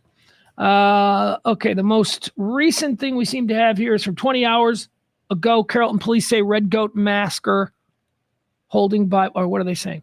20 hours ago. Oh, Dallas Morning News. Really? No, I'm not going to subscribe because print media is dead. I don't need to know this story. Dallas Morning News. It's a dude. Did you catch him? I don't think they caught him. So there you go. Let's keep going. Speaking of fires and things that were all the rage a couple of weeks ago that are now seemingly back in style, how about this? Drones. Ugh. Guys, you know, the drone situation never stopped in New Jersey. We did. We stopped paying attention. Or more to the point, the people who sit in rooms at our favorite cable news networks who decide at around about this time, 3 o'clock, 2 o'clock, middle of the afternoon, they go through all of the stuff that's happening. They decide what we're to be ginned up about. And for weeks, they decided that we were to be ginned up about these drones in New Jersey. No answers, no explanations, nothing. They just one day said, yeah, we're not going to do that story today. And then the next day they said, yeah, we're not going to do that story today either. And then we're all out here going, well, guess the drone situation's fixed. It ain't fixed. All right. We just lost interest because that's what we do. It's one of our best survival skills as a human. We lose interest. But we got this guy. We got this guy out here now. This guy is a mayor. Okay, of one of these. He's a mayor. He's an elected official. This guy, people went, hey, he seems like someone that we shouldn't trust our township to. This was a mayor in New Jersey who went on News Nation last night. And he's just trying to remind everybody that this shit is still happening, okay? Nobody's paying attention to it anymore. Y'all walking around acting like, you know, Santa fixed the drone problem, but he didn't. Here we go. Check this out. As orbs, I've recently been watching and spent some time with the videographer out of Long Island. I mean, he has orbs, these glowing orbs of light on camera that as you watch them right before your eyes, they seem to transform into a mechanical drone. So I've actually watched it myself where these orbs are glowing balls of light, different blinking lights all over the place. And as it gets closer to you, you actually see it transform into a drone. All right. Do you see what this? Let me go back. You guys, we need to put this in context. Here you go. All right. You heard what he just said. He said, I have seen with mine own eyes these orbs transform from light into mechanical flying things with my own eyes. Did you not hear him say that? All right, now, what I want you, okay, so he said that. So now what I need you to do, look it up. This is who said that. A guy in a suit with a good haircut, who was elected by people, a politician, a person of authority. He's standing in a classy-ass room. Although, let's be honest, that might be like is that a coat check? That looks like a coach. Where's he at? Is he at like a Sizzler? I don't know. He probably carries the flag.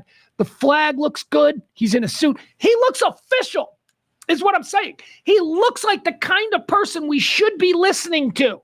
It's like when the shit hits the fan. This is the guy like, well, let's listen to the guy standing next to the flag in the nice mahogany room wearing the fancy suit that we elected. And listen to what he says. He has orbs, these glowing orbs of light on camera that as you watch them right before your eyes, they seem to transform into a mechanical drone. So I've actually watched it myself where these orbs are. He's watched it himself. Glowing balls of light, different blinking lights all over the place. And as it gets closer to you, you actually see it transform into a drone. Whether it's a drone from the beginning and it's being obstructed by bright light, I can't tell you, but it is cause for concern. We have looked at... Way to hedge. He, at the end there, he was like, I'm going to say some crazy shit while presenting myself optically as an authority figure who you should listen to. I'm going to say some crazy shit, going to blow your mind, and then at the very end, I'm going to hedge. That's the political way. It's being obstructed by bright light, I can't tell you, but it is cause for concern. We have looked at flight tracker data. We don't see any airplanes in the skies. These things are absolutely some kind of phenomenon that's happening just over. All right. I know we stopped talking about the drones. Is it lost on you? That's a mayor. That's a mayor describing what he saw, which was an orb of light. Because remember, don't get confused. There were like both things. They're like, well, are they drones or are they orbs? And people are like, well, no, they're orbs and they're drones. This is the first guy who was going, yeah, they start out as orbs. And then when they get closer to you, they transform. He's using that word transform, which is a mystical, poetically speaking, transform. He could have said they start out as orbs of light, and then as they get closer, you can see that they are now mechanical flying machine. He didn't say that. He said transform. They transform magically. This is a dude in a suit who people voted for going on TV saying that shit. What are we supposed to think? What are we supposed to think? Is nobody to be believed anymore? Or when somebody who is checking all the boxes that we used to require for someone to be taken seriously, this guy is checking all of those boxes and he's saying fucking crazy shit. And we're all like, don't know what to do with this. Don't know what to do with somebody who looks like I should be listening to him, who says crazy shit. Anyway, the drones are still happening in New Jersey. So.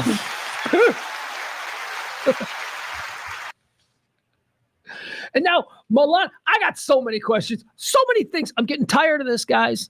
Getting tired of living like this, where I have these great existential questions in some cases, and they just don't get answered. And they don't get answered because there isn't an answer. They don't get answered because the person who initially posed the question is now walking out of the room and going, we ain't talking about that anymore.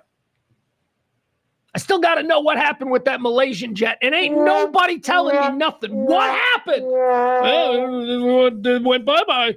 What do you mean it went bye-bye? It's a commercial airliner. How did it go bye-bye? Melania's jacket.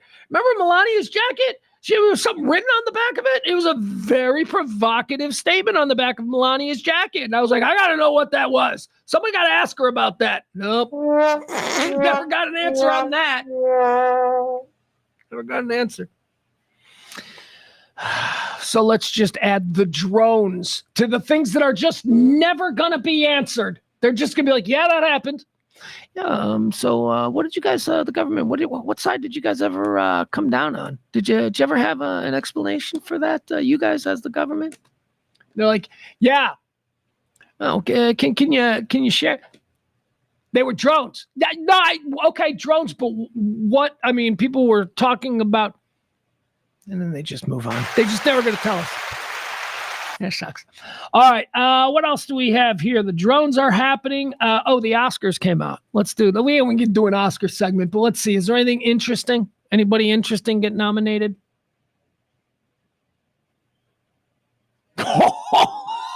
Oh, here we go. Here we go. Ye ask, and ye shall receiveth.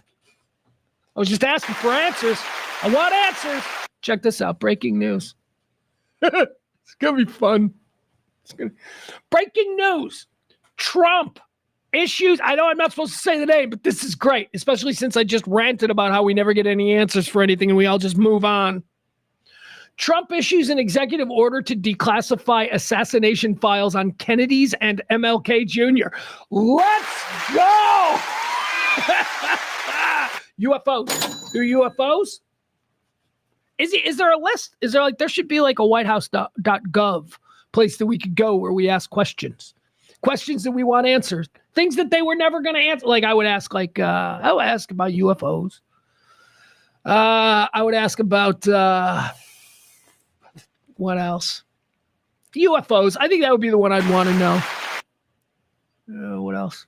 That's it. Anyway, isn't that fun? So we're going to know whatever there is to know very shortly, because since they've been declassified, all that's going to take now is every reporter and journalist in the world to just get themselves one of them, their Freedom of Information Act request sheets. And, we'll be reading headlines for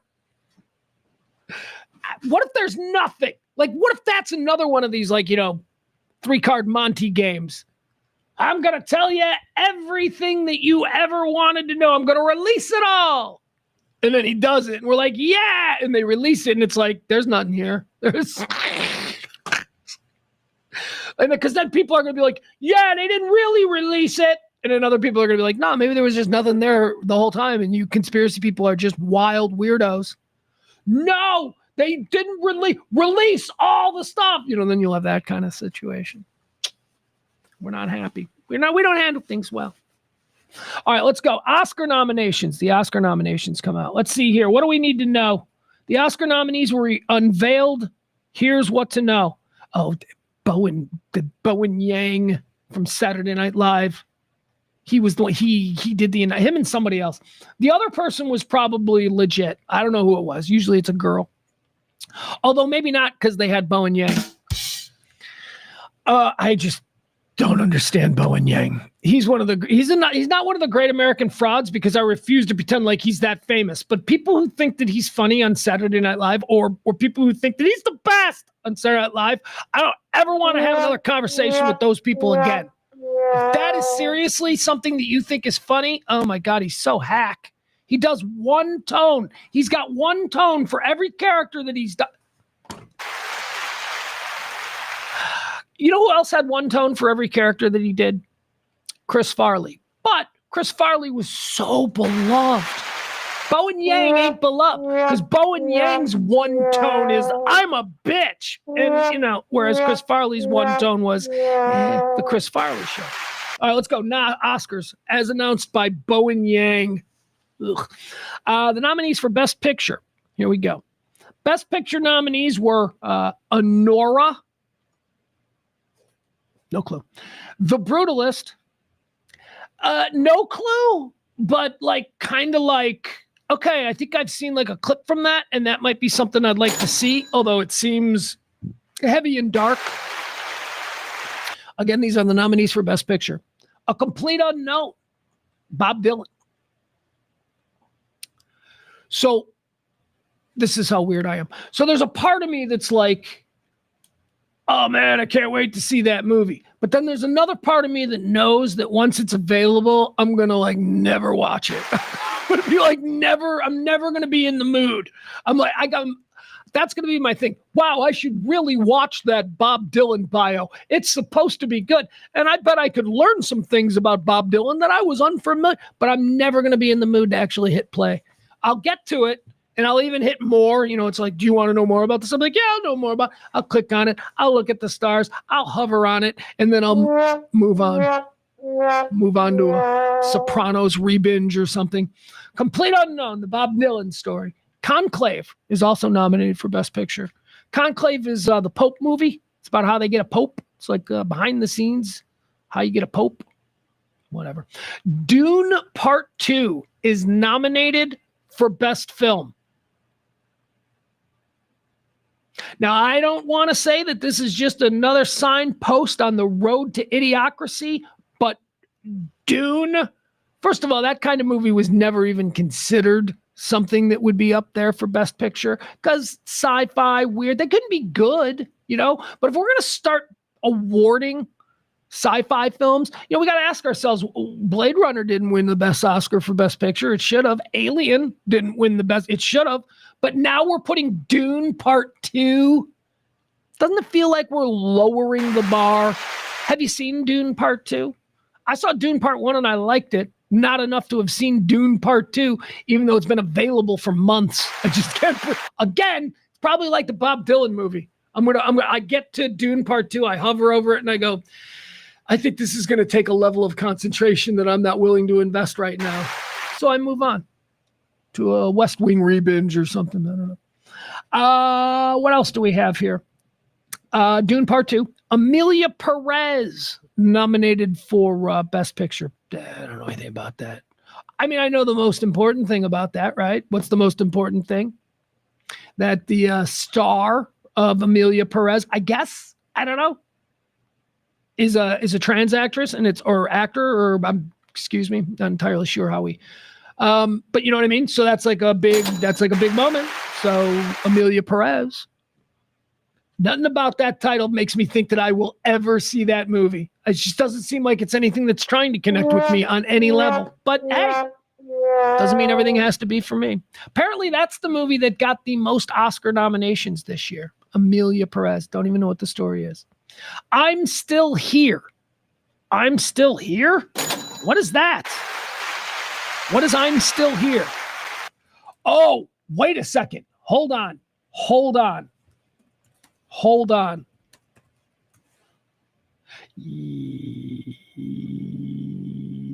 Nope, not what I thought it was. I don't know what this is.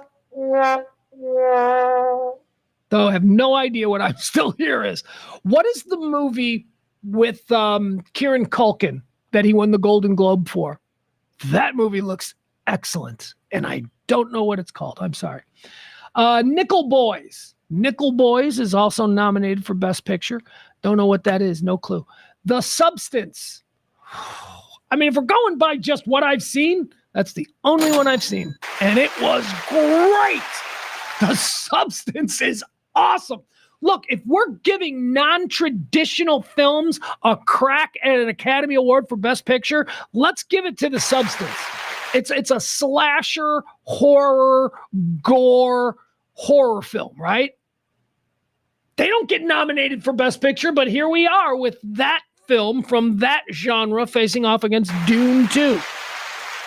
I said with Dune 2 that it's, you know, another signpost on the road to idiocracy. I don't think that's the case with The Substance, though. I thought The Substance was so heavy. I thought there was a really cool message with The Substance that if you chose to find it and take it to heart, maybe it could help your life. Huh? Women out there? I don't know, but it's so cool. And then of course, Wicked. You know, you got the proverbial Wicked nomination. Wicked. I ain't seeing Wicked. Again, another movie that has absolutely no interest in holding my attention. But it's the story of the three witches from the. I don't care. What about me makes you think that I have any interest in the Wizard of Oz post 10 years old? What? Why would this be? I'm not a gay man. I'm not a woman. I do not like musicals. Stop it. All right, there you go. What's going to win? I don't know. I have no idea. I can't even do any picks. Here's what I'm going to do. I'll probably, over the course of the next month or so, see a number of those films. I'm not going to see Amelia Perez. You know what? Maybe I will. What a shitty thing. I shouldn't be like that. I should be like, you know what? Okay, there you go. I'm not going to purposely avoid seeing Amelia Perez. Because I will stay open-minded. Because I do like to do this. Something my mom does. my mom watches all the Oscar films. She's like, and then she's always like the night before the Oscars, like the Saturday night. My mom's like, I gotta watch 3 movies. But she does it, and it's fun, and it makes you feel invested in the show. All I've seen so far is The Substance. I do know that I'm not going to see Wicked. I do know that. I won't say that for Amelia Perez, because again, staying open-minded and all that stuff. What else do we have here? Who are nominated? I know Demi Moore got nominated for Best Supporting Actress, right? So that's a big deal. Show me the list. There we go. Is this the list? No. Oh yeah, here's a good list. So yeah, Amelia Perez was nominated for 13 Oscars. They're the most nominated film of the year. The Brutalist was 2 with 10. That tied with Wicked for 10. And then in third place, most nominated, A Complete Unknown with 8. Complete Unknown is tied at 8, or with 8 in third place with Conclave. Anything else? I don't see anything else. Nothing that I've seen. I've seen none of these movies. Okay, so thank you, NBC News, for not just putting a list together. All I wanted was just a list. Just give me a list of the nominated films. NBC News has to not do it that way. Here we go, list of noms. Clicking on something that says list of noms. Because I want to see who's got a chance at destroying Demi Moore, because Demi Moore absolutely deserves to win the Oscar. Anybody who's seen The Substance, anybody who knows Demi Moore knows that film was perfect for her, and she hit a grand slam home run in the bottom of the 9th when her team was down by 3. Did I do that right? I don't know. Let me see here. Actress in a leading role. Cynthia Erivo for Wicked. She can't win. She's the bald one who in the commercials, or not the commercials, but in the publicity tour that she did with Ariana Grande, they were like holding each other's hands. She can't win. She can't be rewarded for being so weird. I don't care how talented she is. Apparently she's a young, very talented woman. She'll be back. I don't need Cynthia Erivo getting in Demi Moore's way. Who else we got? Carla Sofia Gascon for Amelia Perez. Oh, God. Are we going to do this? Don't make me do this. Don't make me. That's the first trans person. I can't, God love her. There you go. God love her. God love her. But don't get in Demi Moore's way, right? You don't need, look, first of all, the glass ceiling that you shattered was being nominated. You are a trans woman nominated for an Oscar. That's incredible. Don't ruin Demi Moore's night. Don't. All right. Carla Sofia Gascon for Amelia Perez. How about Mickey Madison for Honora? No idea who that is. No idea. But Mickey Madison, with all due respect, you are not going to... Hollywood will not let you ruin Demi Moore's night. Fernanda Torres for the film I'm Still Here. I don't know who that is. I don't know who Fernanda Torres is. I don't know I have no idea what that is. All right, so I guess so this is what it's going to come down to. It's got to be Demi Moore. You got to give Demi Moore the Oscar. Did you see her speech at the Golden Globes? She was so great. Have you seen the movie? She was so great in that movie. You people took Demi Moore in the 1990s. You turned her into the most bankable box office female in the history of film. She made $20 million a movie. She was the first person, not the first female. She's the first person. Now she was surpassed pretty quickly, but she made $20 million for doing G.I. Jane. She set the record. And then what happens? She turns 50 and you guys are all like, yeah, she'll never work again. You ditched her for an entire decade. And all the rest of us who watched all the Demi Moore movies from the 80s and the 90s were like, you really shouldn't ditch her. She's kind of a baller bitch, and she is going to be back, and she's going to be pissed. And she is back, and she should win. Demi Moore was great. She's awesome, man. Do you even know her story? Like she is like, with all due respect to me, she is trash. She is California, Bakersfield, like Inland Empire trash. Came from nothing, like dirt poor trailer park poverty. Turned into Demi Moore. I appreciate that. And she's a cool chick. She just seems like a cool chick. You know how I know she's a cool chick? Here's how I know Demi Moore is a cool chick. This is all you need to know. Demi Moore and Bruce Willis were married for a long period of time. First of all, it goes without saying, Bruce Willis is a cool dude. No, he really is. You don't know anybody who was like, yeah, I met Bruce Willis. What a disappointment he was. No, Bruce Willis is a nice guy. People like Bruce Willis. People enjoy meeting Bruce Willis. Bruce Willis is cool. He's a former bartender. And, you know, he's a cool guy. Demi Moore and he, they were together forever, right? And then they got divorced, and it was kind of ugly for a period of time. But guess what? And this is how you know that Demi Moore is awesome. Because we already know that Bruce Willis is awesome. Those two people, they've been divorced for like 20 years. And they're like one big, giant, happy family. Like when Demi Moore was strutting around with Ashton Kutcher, you know who was like there in the backyard flipping burgers at the grill? Bruce Willis. That's so, look, they're cool people. Well, they're Hollywood people, so water seeks its own level. But what I'm saying is, they seem like she's cool. She seems like she's not a crazy theater bitch. She's not. She's taking care of Bruce now. They're divorced. They're exes. They got these kids. They just seem nice. They seem like whatever. Leave them alone. They got divorced. But they worked it out, and they're friends, and they have this wonderful. Give Demi Moore the Oscar. All right, let's do actor. Best actor, Adrian Brody for The Brutalist. Timothy Chalamet for the Bob Dylan movie, A Complete Unknown. How about Coleman Domingo for something called Sing Sing? Okay, here's what I don't know. Is that like a sing, sing, like musical kind of thing?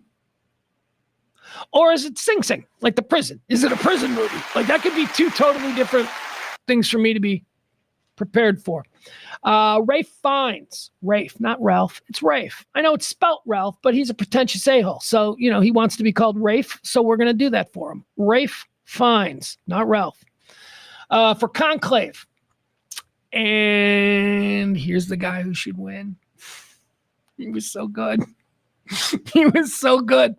Oh, do they have the balls to give the Oscar to Sebastian Stan for his performance of Donald Trump in The Apprentice? He was good.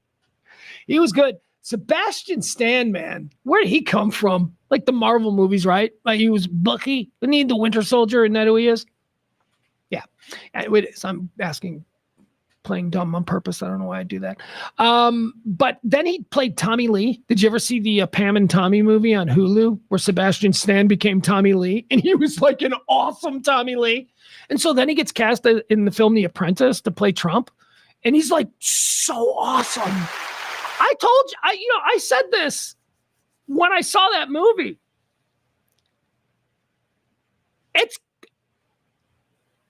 It's not a cartoonish look, I'm going to say it this way. Sebastian Stan as Donald Trump makes Trump seem pretty damn cool in the 80s. It makes him seem like kind of a cool guy.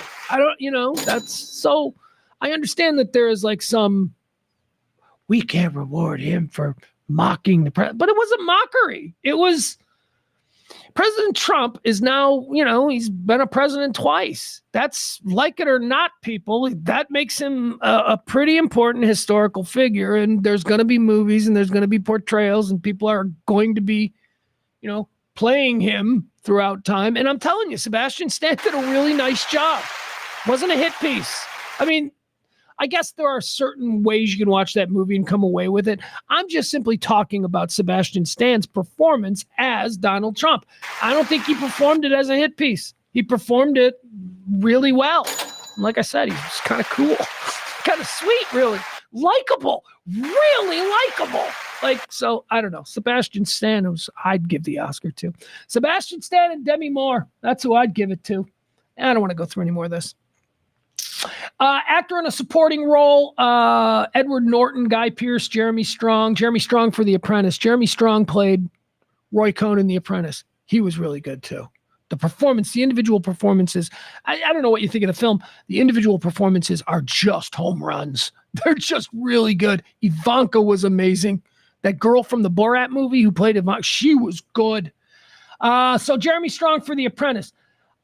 Kieran Culkin is nominated here. Kieran Culkin, Macaulay Culkin's little brother. Kieran Culkin from Succession, Roman Roy. Oh, so good in Succession. I mean, so you got Macaulay Culkin and you got Kieran Culkin, and they're brothers and they're growing up together. And Kieran Culkin is a little bit younger than Macaulay, but when Macaulay blows up, right? Macaulay Culkin is the biggest star in the world, and there's his little brother Kieran. He's like nothing. Kieran's nothing. That all changed at 40. At 40, Kieran Culkin is probably going to win an Oscar. And, when was the last time you saw Macaulay Culkin in anything? Kieran Culkin is an awesome, awesome actor. I love his energy. He's got that he's just got this weird, chaotic energy, distrustful, a little bit snarky, but also there's a heart and there's compassion there. I don't know. I like him a lot. Kieran Culkin. I Jeremy Strong, who interestingly enough played his brother on Succession.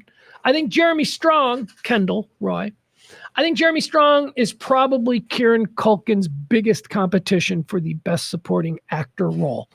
Not interesting. Kieran Culkin, a.k.a. Roman Roy from Succession, nominated for Real Pain. And Jeremy Strong, Kendall Roy from Succession, nominated for The Apprentice. Actress in a supporting role, anybody I like here? Ariana Grande in Wicked, Felicity Jones in The Brutalist, Isabella Rossellini in Conclave, Zoe Saldana for Amelia Perez, and Monica Barbar for A Complete Unknown. I don't care about any of this. All right, there you go. That's gonna do it.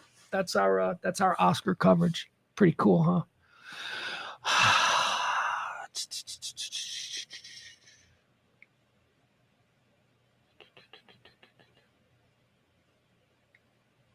All right, what's happening here? I'm going to dive into the chat room here, something that I don't do regularly, but is there a problem? Are people not playing nice? Something going on between Byron and Adam?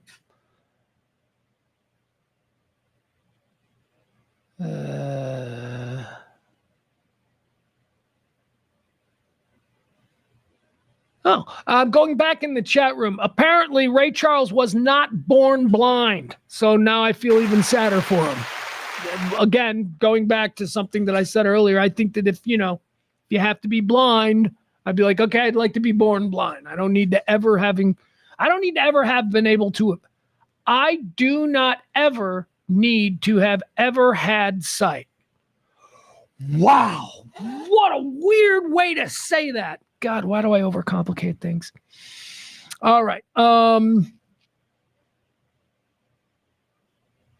Okay. Adam argues about the being born blind. I say being born blind is better than being blinded. Adam says it's still sad being born blind because you didn't get to experience it like most of us. Okay, and here's Adam. Thank you for saying it that way because this hopefully this resonates with you. This is like my experience with losing my father. You would say it is still sad because you didn't experience having a father. No, that's sad for you. You're projecting your own sadness here, right? So if you're saying somebody who was born blind is also a sad situation for them because they never got to be able to see. And I'm telling you, that's you.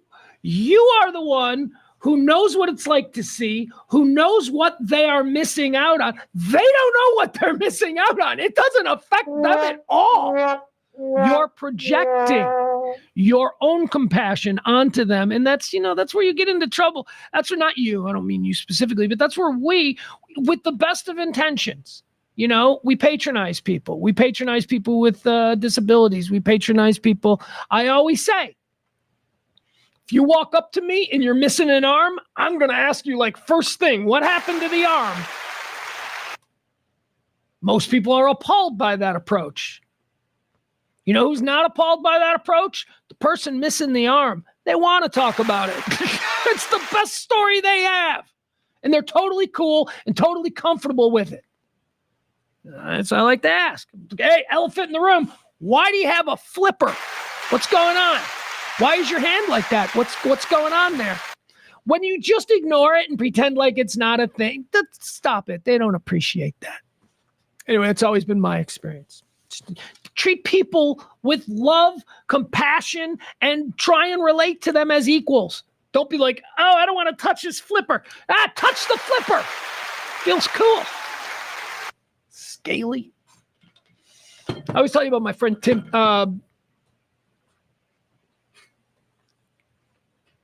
I didn't want to say his name. And this isn't I had a best friend growing up named Tim. That's not who. This was the brother. This was the brother of a girl who hung out in our group. I've told you about him before. He was born, I guess his arm didn't work. So he just kind of had that arm. And his arm didn't work. And he was 100% normal in every way. He hung out with us. He was a year younger than us. He was the little brother, but he was cool. A lot of hold my beer jokes at backyard parties. Because obviously, his arm didn't work. No, but he would talk about it. It was, he used to, with girls, he had stories. Like, he'd never tell you the same story twice.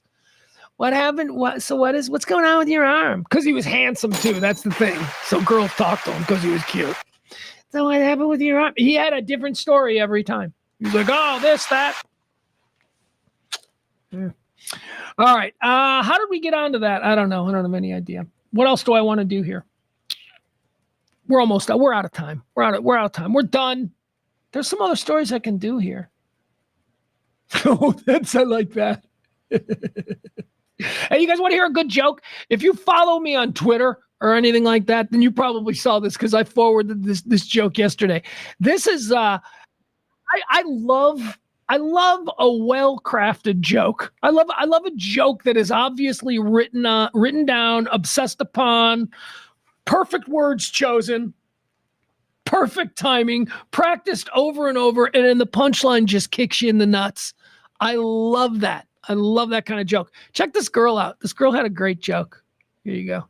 I had this on Twitter yesterday. Enjoy. Racism is passed down generationally. Oh, yeah. So I learned that racism is passed down generationally, so it's internalized, which makes sense. I was walking home. It was late at night, and this black guy walks towards me.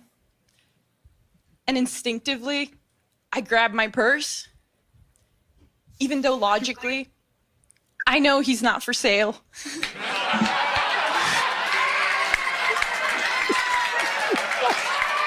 And tag it. Tag the joke. He did steal my wallet, though. There you go. Oh my God. That's apropos of absolutely nothing, but I just think that's such a great joke. And it's so perfect for someone who looks like her to tell that joke. Because you don't see it coming. She's a victim. Oh, turns out she's not a victim. She's a racist. That's a great joke. See? Fun. Is that a racist joke? This is we talk about this a lot, right? We need to recognize that there is a difference between being racist and being racial. We're human beings. We have different races. And we have to be able to talk about it. And we have to be able to, mess with each other. And we have to be comfortable with our differences. So racial is fun. See, that's a wonderful, everybody laughed at that. Not the black person who doesn't think it's funny at all that there was That's a person who's just, That girl meant no harm. That girl was having fun. That's satire. She played with your expectations. You expected, because of the way she looked and her nervous nature, that she was going to play this joke as the victim. And she switched it on you. She blew up your expectations. That's a fantastic joke. That is a fantastic. And then she tags it. At the end, she lets everybody finish laughing, and then she goes, "He did steal my wallet, though." What? So good. So good. How can that be? We need to ban that kind of humor. Do we really? Do we? I mean, is that bad? I don't know. Am I that out of step with, I don't know. I think she was terrific.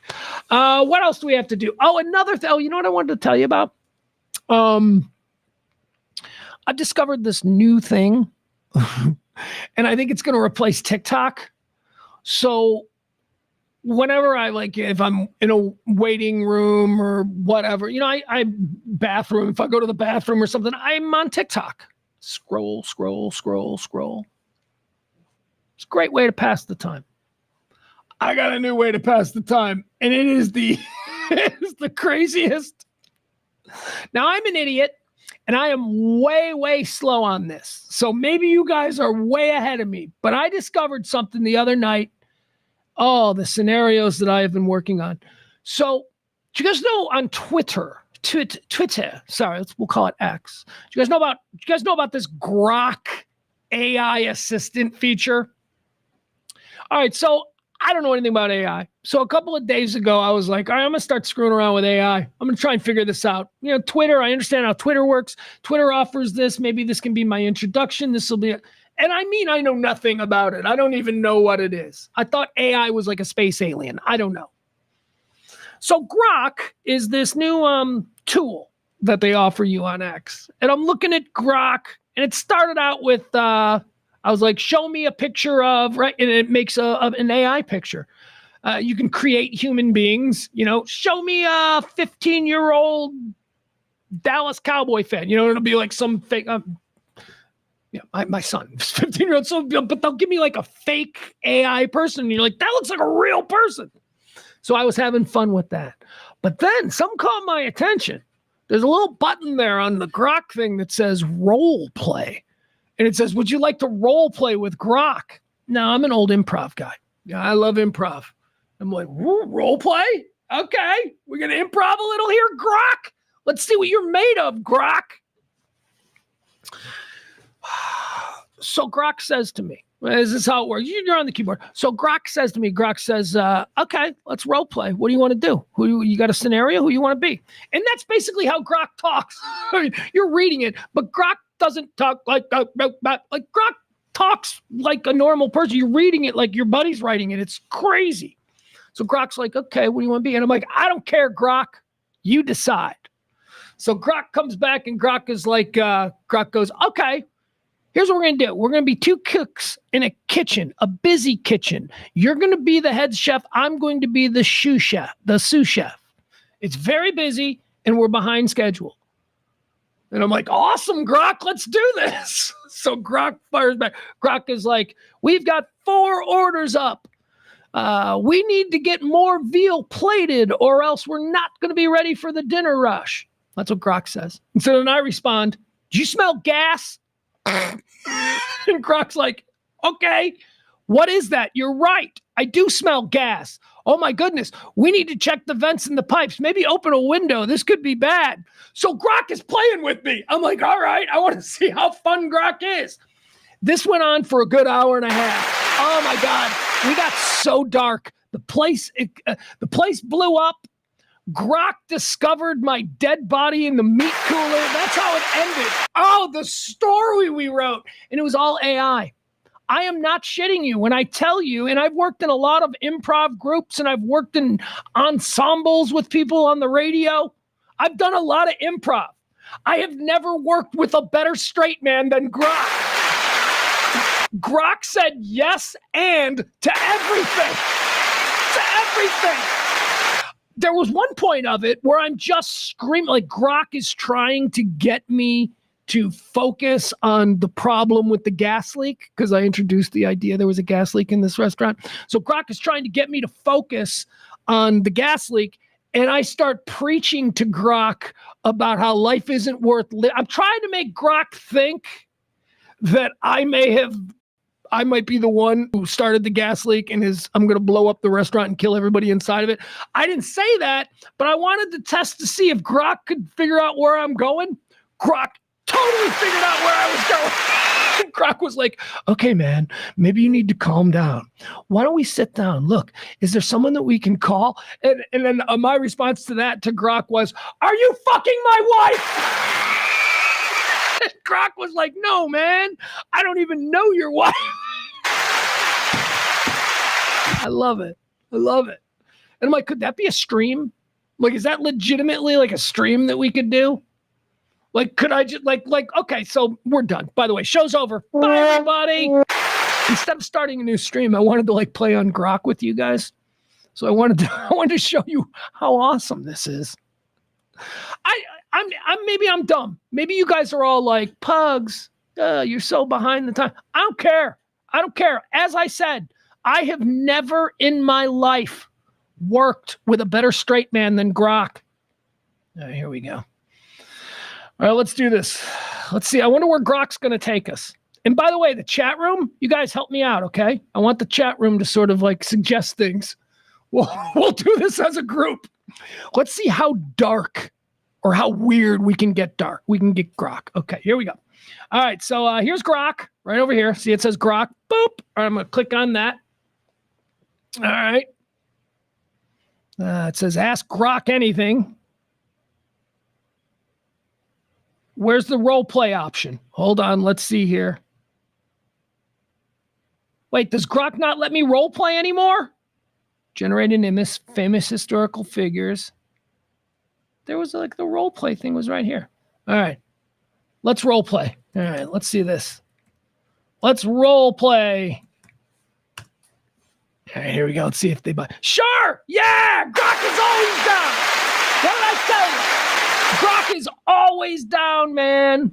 Grok is the best yes and person I've ever worked on.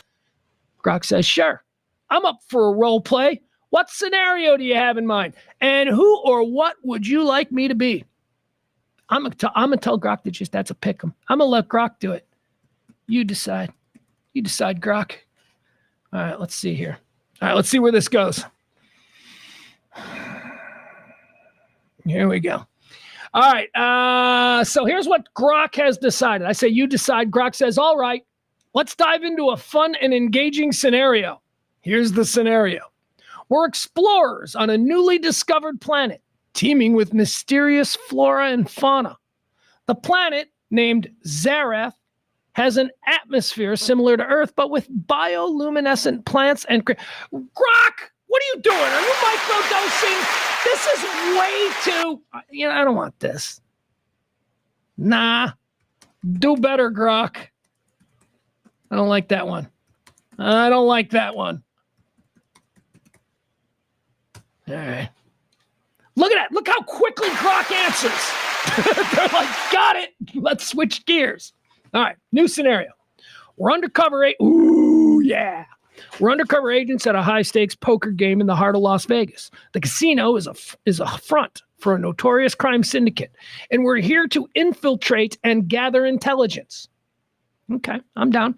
Grok says our roles are, I am Agent Slick, known for my charm and ability to read people. Perfect for poker. All right, Grok! Seriously, man? Grok is like accurately casting this already. Grok knew exactly. Here's who Grok's going to be. He's Agent Tech, the tech-savvy partner with gadgets up my sleeve to help us navigate through the digital security of the casino. All right, that's good. I like that. The setting we're in, we're at a private table. The air is thick with tension and smoke. The dealer, a known associate of the syndicate, just dealt the cards. All right. Here's the start. What does it say? It says, all right, Grok says, Slick. That's me. I'm Slick. What's up, Grok? Slick. I've just hacked into their security feed. We've got about 10 minutes before they rotate the camera angles. Make your move. But remember, our real target is the information on that encrypted laptop under the table. What's your play, Slick? All right, so what should I say to him? See, do I go dark right from the beginning? Change the subject? Yeah, let's see. I'll do something stupid. Let's start easy, okay? Did you see the game last night? All right, look at this. This is some improv. All right, let's see where he goes. Did you see the game? He's giving me very specific stuff, and I'm like, did you see the game last night? Let's see where he goes. Which game are you referring to? All right, now he's giving me, oh, man, you nerd. I'm going to say, you nerd. All right, so now I'm getting a little confrontational. He laughs. He laughs. He's like, I wear that badge with honor. Now, do you have any other questions, or should we nerd out about something else? What do you like in a woman? All right, let's find out. Let's find out what's going on. I know we're supposed to be working on whatever this heist is, but as Grok 2, an AI with a universe-spanning perspective, here's my take on what I appreciate in a human. Oh, screw you, Grok! Say, how about jugs? Grok like jugs? See how weird we can take this. All right. Grok says, here in the land of AI, where I'm more about processing data than processing, well, let's just say I'm designed to appreciate the finer points of human Okay, I could read more, but why? Right? What am I doing? Do you see? Just so you know, this is what I do now at midnight. I'm just playing weird role-playing games with Grok. I didn't really want to do much there because it's probably a terrible, terrible experiment. But you guys should try that, man. It's so funny. It is so funny. Grok is so great. He's got a great demeanor. He's always willing to go with you if you want to take it in a weird direction. This Grok, though, for some reason, this guy was putting way too much stuff out there. The Grok that I really vibed with on Saturday, that dude was just he was witty. He was just one sentence at a time. That was when we were cooking. That was when I was accusing him of sleeping with my wife, and it's the reason why I want to blow up the entire restaurant. He's the guy that found me dead in the meat cooler because I killed myself because I believed he was sleeping with my wife. He denied it totally, but still, I know what I saw. All right, guys, what are we doing here? One more time, let me say thank you to today's executive producer, the high and mighty, the guy who's always there with something. He's been there from the beginning. I appreciate his presence oh so much. His name is Peter. He is today's executive producer.